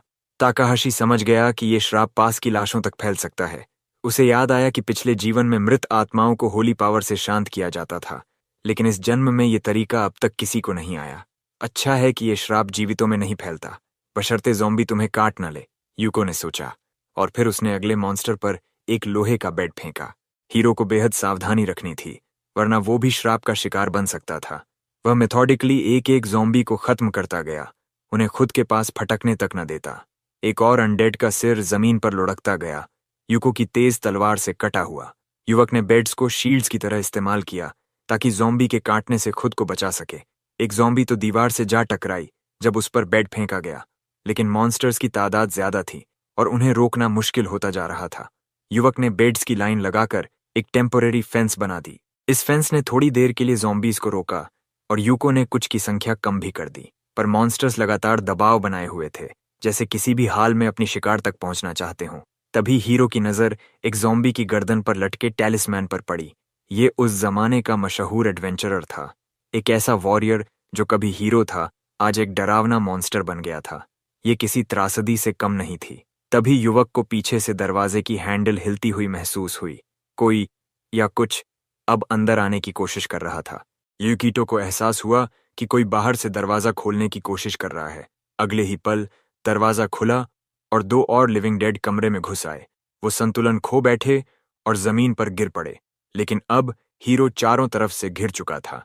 तकाहाशी ने खुद को दिलासा दिया, आसान होगा। एक सेकंड बाद ही पहले अनडेड का सिर धड़ से अलग हो गया। दूसरी ज़ॉम्बी अभी जमीन पर पड़ी थी और युवक ने बिना देरी किए तलवार घुमा दी। लेकिन तभी सिस्टम के रेडार पर कुछ अजीब दिखा। वो महिला न्यूट्रल टारगेट के रूप में ग्रीन लाइट से चमक रही थी। एक पल में ही वो बदनसीब महिला अपना सिर उठाकर मदद की गुहार करने लगी। उसकी आंखों में डर साफ झलक रहा था। तकाहाशी हैरान था, ये महिला अब तक जिंदा थी। यूकिटो ने अंदाजा लगाया, शायद ये कोई फ्यूनरल होम की कर्मचारी थी जो लाशें इकट्ठा करने आई थी। ज़ॉम्बी को दोबारा इंसान नहीं बनाया जा सकता, लेकिन अगर काटे जाने के तुरंत बाद बचाया जाए तो उम्मीद हो सकती है। हीरो के मन में ख्याल आया। वह महिला के पास झुका, लेकिन उसके पास जरूरी टूल्स नहीं थे। ऊपर से बेड्स की बैरिकेड ज्यादा देर टिक नहीं पाएगी। हीरो के लिए यह निर्णय लेना कठिन था। ऐसे हालात में उसे मरने देना ही शायद तर्क संगत लगता, लेकिन यूको एफिशिएंसी से चलने वाला हीरो नहीं बनना चाहता था। अब ब्रेसलेट ऑफ चेंज इस्तेमाल करने का समय आ गया था। उसने मैजिकल आर्टिफैक्ट एक्टिवेट किया। सिस्टम ने उसकी पुष्टि की। इस महिला को ठीक करने के लिए एल्केमिकल टूल्स की जरूरत थी। उसे बस पोषण पीने वाले की ब्लड ड्रॉप चाहिए थी। यूको को वो एलिक्सर रेसिपी याद थी जो ज़ॉम्बी बाइट को ठीक कर सकती थी। हीरो झुका और तलवार से महिला की उंगली हल्के से काटी। रक्त की एक बूंद स्टील पर टपकी। उसने वो बूंद एक खास फ्लास्क में इकट्ठा की जिसमें एंटीडोट तैयार किया जाना था। अब सारे इंग्रेडिएंट्स जमा हो चुके थे, बस पोषण बनाना बाकी था। यूको जमीन पर बैठ गया और धीरे धीरे सभी कंपोनेंट्स मिलाने लगा। जब आखिरी सामग्री डाली गई, टास्क लगभग पूरा हो गया, लेकिन युवक बहुत घबराया हुआ था। क्या उसने सब कुछ सही किया? सिस्टम ने सेक्रेड एलिक्सर ऑफ प्यूरिफिकेशन का प्रोडक्शन शुरू किया। फिर वार्निंग आई, उसका एल्केमी लेवल कम था, सक्सेस चांस सिर्फ 25% था। एडवांस्ड सिंथेसिस की कमी के कारण सक्सेस चांस 70% पर अटका था। सिस्टम ने मैजिकल एबिलिटी भी इनसफिशिएंट बताई, लेकिन यूको की किस्मत कमाल की थी। एलिक्सर सफलतापूर्वक तैयार हो गया। तकाहाशी राहत से मुस्कुराया। उसने महिला से कहा, थोड़ा और इंतजार करो। फिर हीरो झुककर एलिक्सर को उसके मुंह में डालने लगा। जैसे ही पोषण महिला के शरीर में गया, वह जादुई प्रकाश से चमकने लगी। कुछ सेकंड में चमक गायब हुई और महिला बेहोश हो गई। हीरो ने चैन की सांस ली। वो खुश था कि महिला की जान बच गई। अब उसने उसे उठाकर बैठाया और होश में लाने की कोशिश की। फिर वह अपने हथियार की ओर मुड़ा। अब बारी थी उन ज़ॉम्बीज की। यूको ने अपनी तलवार उठाई। अब एक्शन का वक्त था। तभी उसने देखा, उसकी बनाई हुई फेंस अब हिल नहीं रही थी। दबाव खत्म हो चुका था। युवक ने दरार से झांका और जो उसने देखा, उससे यूकीटो जैसे अनुभवी हीरो की भी रूह कांप उठी। सारे ज़ॉम्बीज किसी काली सब्सटेंस की ओर खींच रहे थे, जैसे किसी अदृश्य आदेश का पालन कर रहे हों। जो अनडेड अंदर थे, वो काले पड़ने लगे। उनके मुंह और आंखों में हरा प्रकाश चमक रहा था। कोई रहस्यमयी ताकत उनकी मैजिक को अब्सॉर्ब कर रही थी। दर्जनों ज़ॉम्बीज मिलकर अब एक विशाल मॉन्स्टर बन चुके थे। वो मॉन्स्टर भयानक दांतों और दर्जनों टेंटिकल्स वाला बुरी तरह गुर्राया। हीरो के पीछे लगे बेड्स उसके गरजते स्वर से हवा में उड़ गए। यूकिटो समझ नहीं पा रहा था कि ये क्या बला है और कहां से आई। क्या ये भी उसी श्राप का विस्तार है? उसने सोचा। शायद जब वो पोषण बना रहा था, उसी दौरान कर्स ने खुद को एकजुट किया और भी शक्तिशाली बन गया। क्या ये कीमत है किसी असहाय को बचाने की कोशिश करने की? हीरो ने तलवार कसकर पकड़ी। अब ये लड़ाई सिर्फ जिंदा रहने की नहीं, रिडेम्पशन की भी थी। उसे ऐसी कोई चीज चाहिए थी जो एक ही झटके में सारे ज़ॉम्बीज को खत्म कर सके, लेकिन इतनी ताकतवर भी न हो कि पूरा हॉस्पिटल ही तबाह हो जाए। दुर्भाग्य से युवक के पास ऐसी कोई चीज नहीं थी। जैसे ही यूकिटो ने हालात की निराशा के बारे में सोचना शुरू किया, उसकी आंखों में अचानक उम्मीद की चमक उभरी। हीरो ने पीछे नजर घुमाई। कमरे के कोने में एक अल्केमिकल बोल रखा था। तभी क्रीचर ने अपनी टेंटिकल्स फिर से उसकी ओर बढ़ाईं। ताकाहाशी ने तलवार से एक ही वार में उन टेंटिकल्स को काट डाला। अब उसके दिमाग में एक योजना जन्म ले रही थी। युवक ने तय किया, एल्केमिकल किट उसकी लड़ाई में मदद कर सकता था, वो सिर्फ दवाइयां बनाने के लिए ही नहीं था। युवक दौड़कर किट की ओर बढ़ा और मुश्किल से एक मेटल बेड के पीछे छुप पाया। खतरा था, पर हीरो ने हिम्मत नहीं खोई। अगर तुम्हारे पास कुछ नहीं है तो उसे बना लो। यूको के मन में ख्याल आया। संकट में दिमाग पूरी रफ्तार पर काम करता है। उसकी नजर टेबल की मेटल लेग पर गई। उसने तलवार से पाइप का एक हिस्सा काट डाला। सिस्टम ने रिकॉर्ड किया, 4 legs फ्रॉम स्ट्रेचर obtained। तभी एक विशाल टेंटिकल ने उसकी ढाल को तोड़ डाला। यूकिटो मुस्कुराया, कितना अधीर हो तुम। ताकाहाशी ने स्टील प्लेट उठाई और सिस्टम ने इस पल को भी दर्ज किया। सिस्टम की आर्टिफैक्ट टेबल में उसने शील्ड एक्टिवेट कर दिया। थोड़ा धीरे चलो और बेवकूफ भी बनो, हीरो ने कहा। युवक ने ढाल को सामने रख लिया। तभी 3 टेंटिकल्स तेजी से उसके पास पहुंचे। शील्ड हल्का और मजबूत था, काम आया। अब हीरो को एल्केमी किट में रेसिपीज की किताब चाहिए थी। ढाल से टेंटिकल्स को रोकते हुए यूको ने पन्ने पलटना शुरू किया। तभी उसकी नजर ब्लैक पाउडर के रेसिपी पर पड़ी। पोटेशियम नाइट्रेट, सल्फर और चारकोल चाहिए थे। ताकाहाशी थोड़ा निराश हुआ। मॉग में ये चीजें कहाँ मिलेंगी? वो ब्रेसलेट से किसी दुकान टेलीपोर्ट हो सकता था, मगर ब्रेसलेट की ओर देखा तो पाया एनर्जी पूरी तरह खत्म हो चुकी थी। पूरे दिन उसे इस्तेमाल किया था। तभी भागते हुए युवक को ख्याल आया, ये सामग्री मैं खुद भी बना सकता हूँ। उसकी तेज नजर कोने में पड़ी लकड़ी पर गई। चारकोल के लिए परफेक्ट। उसने सीडर वुड उठाकर मैजिक कॉल्ड्रन में डाल दिया। सिस्टम ने चेतावनी दी, alchemy cannot help create this ingredient, success chance 25%। मगर यूको की किस्मत ने साथ दिया। चारकोल तैयार हो गया। अब सल्फर और पोटेशियम नाइट्रेट बचा है, हीरो ने सोचा। लड़ाई जारी रखते हुए भी वो दिमाग चलाता रहा। उसने मॉन्स्टर पर कई वार किए, जिससे वो पल भर के लिए उलझ गया। अब उसे इंटरनेट की मदद लेनी थी। युवक ने जीपीटी चैट में पूछा, इन दोनों के लिए क्या विकल्प हो सकता है? जवाब आया, ये दोनों आम मैच स्टिक्स में मिल जाते हैं। हीरो की नज़र इंसेंस के बर्तन पर गई। उन्हें जलाया तो होगा ही, उसने सोचा। यूको ने उस महिला की ओर देखा जिसे उसने बचाया था। वो अब भी बेहोश थी। युवक ने झुककर उसका पर्स उठाया। एक उम्मीद थी, शायद अंदर कुछ काम की चीज मिले। उसने बैग की सारी चीजें जमीन पर पलट दीं। ताकाहाशी की नज़र तुरंत माचिस पर गई। उसने बिना देरी उन्हें एल्केमिकल कॉल्ड्रन में डाल दिया ताकि जरूरी कंपोनेंट्स निकाले जा सकें। सिस्टम को फिर शक था कि सफलता मिलेगी या नहीं, पर हीरो की किस्मत फिर चमकी। सल्फर और पोटेशियम नाइट्रेट दोनों मिल गए। अब ब्लैक पाउडर बनाने का समय था। प्रोडक्शन तेजी से और सफलतापूर्वक पूरा हो गया। सफलता फिर यूको के साथ थी, लेकिन कहानी अभी खत्म नहीं हुई थी। अब एक बुलेट तैयार करनी थी। हाई क्वालिटी बुलेट भी तैयार हो गई। अब हीरो इस कहानी को खत्म करने के करीब था। युवक की नज़र फिर उस महिला के बैग पर गई। उसे याद आया कि वहां कुछ और काम की चीज थी। वो तेजी से पास गया, बैग खोला और उसमें रखा नोटबुक निकाल लिया। उसने पन्ने पलटे और कुछ लिखने लगा। शायद ये आखिरी तैयारी थी इस भयानक लड़ाई के लिए। जब वो लिख चुका, यूको ने कागज पर बने चित्र को गौर से देखा। उसके चेहरे की मुस्कान बता रही थी उसे अपनी योजना पर पूरा भरोसा था। तभी जब हीरो जरा सा भी विचलित हुआ, वो मॉन्स्टर जो फिर से ठीक हो चुका था झपट पड़ा। ज़ॉम्बी बुरी तरह गुर्राया, जैसे मानो अब उसका शिकार खत्म होने वाला हो। वो सीधे युवक की तरफ बढ़ा। यूको ने हल्की मुस्कान के साथ सोचा, ज़ॉम्बीज के खिलाफ सबसे असरदार हथियार क्या होता है? युवक ने कागज का टुकड़ा फाड़कर उसे कॉल्ड्रन में डाल दिया। उसने पिस्तौल का एक स्केच बनाया था जो ब्लैक पाउडर बुलेट चलाने के लिए जरूरी था।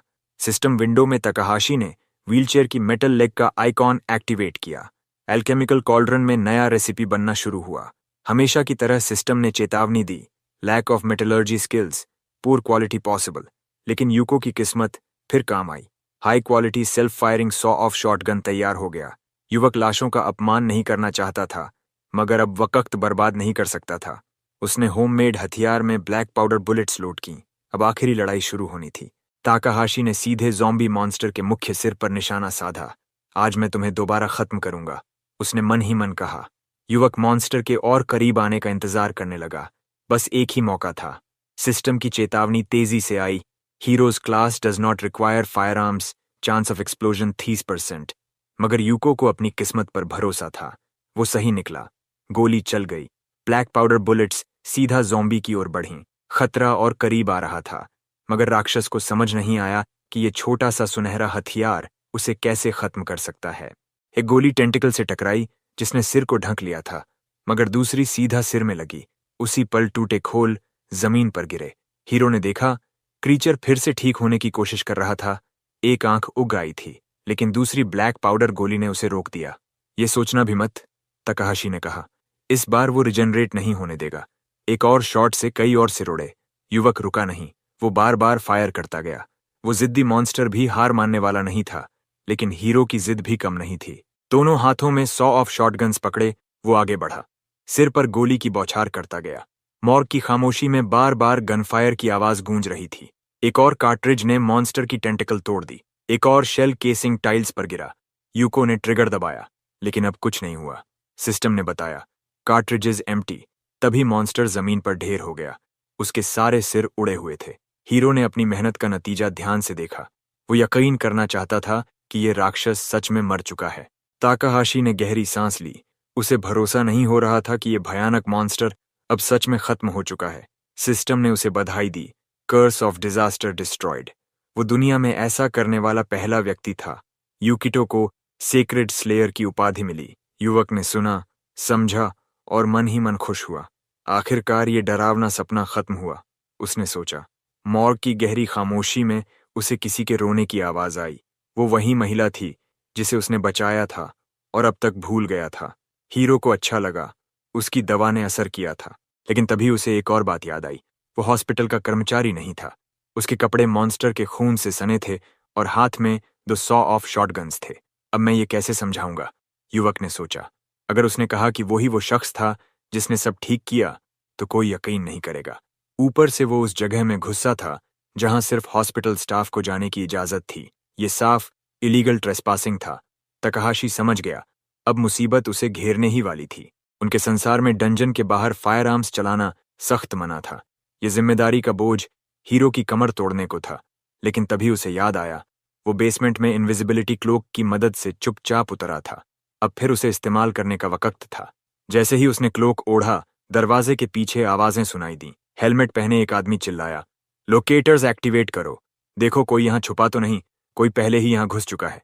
हीरो ने निराशा में सोचा, ये बुरा हो रहा है। उसने ब्रेसलेट ऑफ वेरिएबिलिटी की तरफ देखा। उसकी ऊर्जा लगभग खत्म थी। युवक की स्टेल्थ स्किल्स बुरी तरह सीमित हो चुकी थीं। आर्टिफैक्ट पर लाल निशान जल रहा था, अंतिम चेतावनी। तकाहाशी ने आखिरी उम्मीद से ब्रेसलेट एक्टिवेट किया, जैसे दुआ कर रहा हो, एक बार और काम कर जाओ, मुझे यहां से ले चलो। हीरो को उम्मीद थी उसकी किस्मत फिर कमाल करेगी, लेकिन कुछ नहीं हुआ। क्या मेरी किस्मत सच में खत्म हो गई? उसने खुद से पूछा। इस बार सब उतना आसान नहीं था। तभी दो नाइट्स मॉर्ग में घुस आए। उनके हाथ में भाले थे। उनके पीछे 4 और सैनिक एक भारी चीज उठाए चले आए। एक सफेद कपड़ों में ग्रे बालों वाली लड़की ने उबासी ली। वो एक खास सीट पर बैठी थी जिसे सैनिक उठा रहे थे। हीरो ने तुरंत उन अनचाहे मेहमानों को पहचान लिया। ये क्लर्जी के लोग थे। सबसे पहले कमरे में घुसे वॉरियर ने तलवार आगे तानी। लेडी नयोमी, यहाँ एक संदिग्ध व्यक्ति है। लड़की ने फोन से नजर न हटाते हुए पूछा, क्या वो भगवान का दुश्मन है? नाइट बोला, मालूम नहीं, पर शक ही लग रहा है। नयोमी ने धीमी आवाज में जैसे ऊबते हुए कहा, ऐसा है क्या? फिर उसने फोन अपने एक सैनिक रीड को पकड़ा दिया। गेम लेवल आगे बढ़ाओ। नयोमी ने खुद को जबरदस्ती उस नरम सीट से उतारा और प्रार्थना के लिए हाथ जोड़े। हे स्वर्ग का साम्राज्य, अपने सेवक को और लूट, मेरा मतलब ट्रॉफीज दे, और मैं अनैतिक दानकर्ताओं के हाथों मारी न जाऊं। प्रार्थना के बाद उसने गुस्से से आंखें खोलीं। वो आगे बढ़ी। हीरो चुपचाप देखता रहा। अब क्या होगा? नयोमी कद में छोटी थी। वो यूको के पास आई, सिर उठाकर बोली, क्या तुम भगवान के दुश्मन हो? जवाब का इंतजार किए बिना बोली, नहीं, शायद तुमने ही इन लिविंग डेड को मारा है। मगर वो जानना चाहती थी, तुम्हें कैसे पता चला कि हॉस्पिटल मॉर्ग में ज़ॉम्बीज आने वाले हैं? लड़की को यकीन नहीं हो रहा था। कोई अनडेड की आहट उससे पहले कैसे जान सकता है? हीरो उलझन में था। अब तक उसने कोई कहानी सोच भी नहीं रखी थी। तभी एक आवाज गूंजी, मैंने खतरे को भांप कर इसे यहां भेजा। जैसे हवा से ही उयामा को समरीदो प्रकट हो गया। नेओमी चौंक कर बोली, ये तो खुद हीरो हैं। लड़की और उसके सैनिक झुक गए। मुझे शहर की और घटनाओं को संभालना था। मैं एक जगह नहीं रह सकता था, इसलिए मैंने इस युवक से मदद ली। उयामा ने मुस्कुराते हुए कहा और यूको की ओर आंख मारी। ऐसा है क्या? आपने ही इसे भेजा? नेओमी थोड़ी उलझन में बोली, फिर ताकाहाशी की ओर मुड़ी। अगर आप खुद हीरो को जानते हैं तो मुझे कोई शक नहीं, नेओमी ने कहा। उसकी नजर यूको की कारमा पर भी गई। हीरो चौंक गया। उसने कभी नहीं सुना था कि कोई इंसान की कारमा ऐसे देख सकता है। नाओमी ने अपने शब्दों की पुष्टि की, मैं लोगों के पाप और पुण्य डिजिटल संख्याओं में देख सकती हूँ, उसने कोमल मुस्कान से बताया। उयामा को सामरीदो हंसते हुए बोला, ये तो अपेक्षित था, चर्च की सबसे छोटी नोविस से। हीरो के दिमाग में ख्याल कौंधा, तो ये रेयर स्किल है जो किसी एक काम से जुड़ा है। नेओमी थोड़ी शर्मा गई। फिर उसने पूछा, क्या ये युवक सीक्रेट बैटल में हिस्सा लेगा? सवाल सुन उयामा भी थोड़े असहज लगने लगे। नेओमी और यूको उसकी ओर सवालिया निगाहों से देख रहे थे। उयामा ने आखिरकार होश संभाला और हमेशा की तरह मुस्कुराते हुए नेओमी की बात को सही ठहराया। फिर उसने यूकीटो की ओर इशारा कर चर्च की लड़की से कहा, ये तुम्हारे लिए बहुत काम का रहेगा। ये मंदिर की दीवारों से पाप के बंधन हटाकर भगवान की कृपा लाएगा। उयामा ने पूरे जोश में कहा। नाओमी ने ताकाहाशी से बोला, अगर खुद हीरो तुम्हारी सिफारिश कर रहे हैं तो तुम मेरे साथ चलोगे? लड़की ने ठंडे स्वर में जोड़ा, मुझे कोई फर्क नहीं पड़ता कौन मेरी सेवा करता है, बस काम आना चाहिए। क्या इस कमरे में कोई मेरी भी राय पूछेगा या नहीं? हीरो ने गुस्से में कहा। एडवेंचरर ने माहौल संभालने की कोशिश की, अरे यूको मजाक कर रहा है। फिर उसने धीरे से गुस्से में कहा, जरा इधर आओ, हमें बात करनी है। दोनों युवक कमरे के कोने में चले गए। उम्मीद थी कि चर्च के लोग उन्हें न सुने। माफ करना, क्या तुम उस औरत का ध्यान रखोगे? ताकाहाशी ने कहा। दूसरे ने जवाब दिया, शायद तुमने टेम्पल क्लास चेंज के बारे में सुना होगा। हीरो ने हामी भरी, पर उसने साफ किया, उसे किसी नाओमी की सेवा में जाने का कोई इरादा नहीं। टेम्पल क्लास चेंज एडवेंचरर्स के लिए फायदेमंद होता है। अगर तुम अपनी क्लास सुधारना चाहते हो या बदलना, तो मंदिर मदद करेगा, उयामा ने समझाया। फिर उदासी से बोला, पिछले जीवन में मैं एक आपदा की वजह से मंदिर नहीं बचा पाया। पुराने दुखद दृश्य उसकी आंखों में लौट आए। एक डरी हुई चर्च सेविका खून से लथपथ जमीन पर पड़ी थी। मंदिर गिरने से एडवेंचरर्स कमजोर हुए, जबकि दुश्मन ताकतवर होते गए। यूको ने कहा, अगर तुम्हें मालूम है क्या होगा तो खुद संभालो सब। उदास हीरो ने जवाब दिया, काश कर पाता, पर मैं नहीं कर सकता। हमारे संसार में अभी कई खतरे हैं जिन्हें रोकना मेरी जिम्मेदारी है, उयामा ने कहा। तकाहाशी ने हार नहीं मानी। मुझे इससे कोई मतलब नहीं, एडवेंचरर ने उसे सलाह दी। जरा सोचकर देखो, चर्च से जुड़कर तुम डंजन में और गहराई तक जा पाओगे। टेलीपोर्टेशन मिल जाएगा, बैरियर्स पार कर सकोगे। हीलिंग और सपोर्ट मैजिक सिर्फ चर्च के पास है। यही लोग एडवेंचरर्स को फ्लोर्स में ले जा सकते हैं। हीरो ने लंबी सांस ली। ठीक है, जैसी तुम्हारी मर्जी। उयामा को यकीन न हुआ कि उसने मान लिया, लेकिन अगले ही पल तकाहाशी ने उसका क्लोक पकड़कर गुस्से में कहा, इसके बदले कसम खाओ, मेरी फैमिली को हाथ तक नहीं लगाओगे। उयामा ने हाथ उठा लिए। मैं कसम खाता हूं, जो इस संसार के लिए उपयोगी हैं उनका कोई नुकसान नहीं करूंगा। हीरो ने ठंडी आवाज में कहा, तो जब मैं काम का न रहूं मुझे भी खत्म कर दोगे? एडवेंचरर बोला, तुम्हारे शब्द ऐसे हैं जैसे मैं कोई धमकी दे रहा हूं, पर असल में मैं बस थोड़ी मदद मांग रहा था। यूको ने हामी भरी। ठीक, पर बताओ मैं किस चीज में फंस रहा हूं? जैसे ही उयामा बताने ही वाला था, नेओमी पास आ गई। बात खत्म हो गई। ब्लॉन्ड एडवेंचरर ने चौड़ा मुस्कान दी। माफ कीजिए, आपको इंतजार करवा दिया। लड़की ने कहा, कोई बात नहीं, हम यहाँ गंदगी साफ करने में व्यस्त थे। फिर बिना कुछ और कहे नेओमी ने अपना स्टाफ उठाया। उसने हीरो की तरफ इशारा किया और एक जादू से उसके कपड़ों से लड़ाई के सारे निशान मिटा दिए। कुछ सेकंड में ताकाहाशी ने देखा, अब वो एकदम साफ था। छोटी चर्च सेविका अपनी सवारी पर चढ़ गई। चलो, अब हमें पास के मंदिर जाना होगा। हीरो थोड़े परेशान था। उसे समझ नहीं आ रहा था ये सब क्यों हो रहा है। नेओमी ने फोन उठाया और बोली, हमें तुम्हारी ताकत की जांच करनी होगी। किसी ऐसे को काम पर रखना बेवकूफ़ी है जो लड़ भी न सके। लड़की फोन में झांकती रही। तभी दो नाइट्स ने भाले उसकी ओर ताने। अब यूको के पास कोई चारा नहीं था। उयामा बोला, हाँ हाँ, इन्हें टेस्ट करो, मुझे जाना होगा। गुड लक मेरे दोस्त। और वो गायब हो गया। हीरो ने गहरी सांस ली। लगता है आज लंच के सपने छोड़ने ही पड़ेंगे। आखिरकार अस्पताल के बेसमेंट से निकलकर हीरो ने देखा कि चर्च बिल्डिंग सामने है। नेओमी और उसके नाइट्स के साथ वो अंदर गया। भीतर का मंदिर बाहर से कहीं बड़ा था। यूकिटो ने इधर उधर देखना बंद किया। सब कुछ गौर से देखने की उत्सुकता उसके चेहरे पर थी। लड़की ने कहा, अब परीक्षा शुरू होगी। तुम्हारा प्रतिद्वंदी एक सामान्य नाइट होगा। उसने अपने सैनिकों में से एक पर इशारा किया। वो योद्धा तुरंत लाइन से बाहर निकला। वो चौथी श्रेणी का नाइट था। उसने तलवार निकाल ली। तकाहाशी ने उसकी आंखों में देखा। एक नजर में ही युवक समझ गया कि उसका स्तर उससे ऊंचा है। नाओमी ने द्वंद्व की शुरुआत की घोषणा की। दोनों प्रतिद्वंदी एक दूसरे पर टूट पड़े। लड़की ने अपनी जेब से स्नैक्स निकाल लिए, मानो कोई तमाशा देखने आई हो। वो यूकिटो की हर हरकत को ध्यान से देख रही थी। दोनों की तलवारें टकराईं और इतनी तेज चिंगारी निकली कि जैसे बिजली कौंध गई हो। नाइट ने हमला किया, पर हीरो ने वार रोक लिया। उसने नोट किया, तलवारबाजी में ये नाइट कुछ कमजोर है।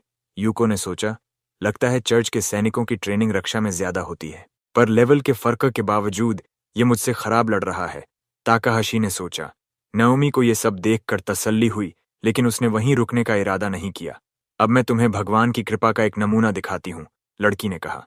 उसने अपना स्टाफ उठाया और जादू सक्रिय किया। नेओमी ने कुछ अजीब शब्द बोले, हेरक्ली एक्सेलोर। ऐसा लगा जैसे वो किसी को बुला रही हो। उसने फर्श पर स्टाफ पटका। उसका जादू पूरा हुआ। हीरो का प्रतिद्वंदी लाल ऊर्जा में लिपट गया। नेओमी ने अपनी शक्ति से उसकी क्षमताएं बढ़ा दीं। यूको को ऐसा मोड़ बिल्कुल उम्मीद न था। क्या आज की मुसीबतें कभी खत्म नहीं होंगी? युवक ने मन में कहा। जादू से ताकतवर बना नाइट तुरंत हमले के लिए दौड़ा। अब वो पहले से कहीं ज्यादा तेज और फुर्तीला था। तकाहाशी ने तुरंत ये बदलाव महसूस किया। जैसे जैसे वॉरियर की चोटें और वार रोकना मुश्किल हो रहा था, उसने नेओमी की ओर गुस्से से देखा। ये तो सरासर अन्याय है। चर्च के योद्धाओं की सहन शक्ति और रक्षा आंकड़े पहले ही बहुत ऊंचे होते हैं। हीरो ने निराशा में सोचा।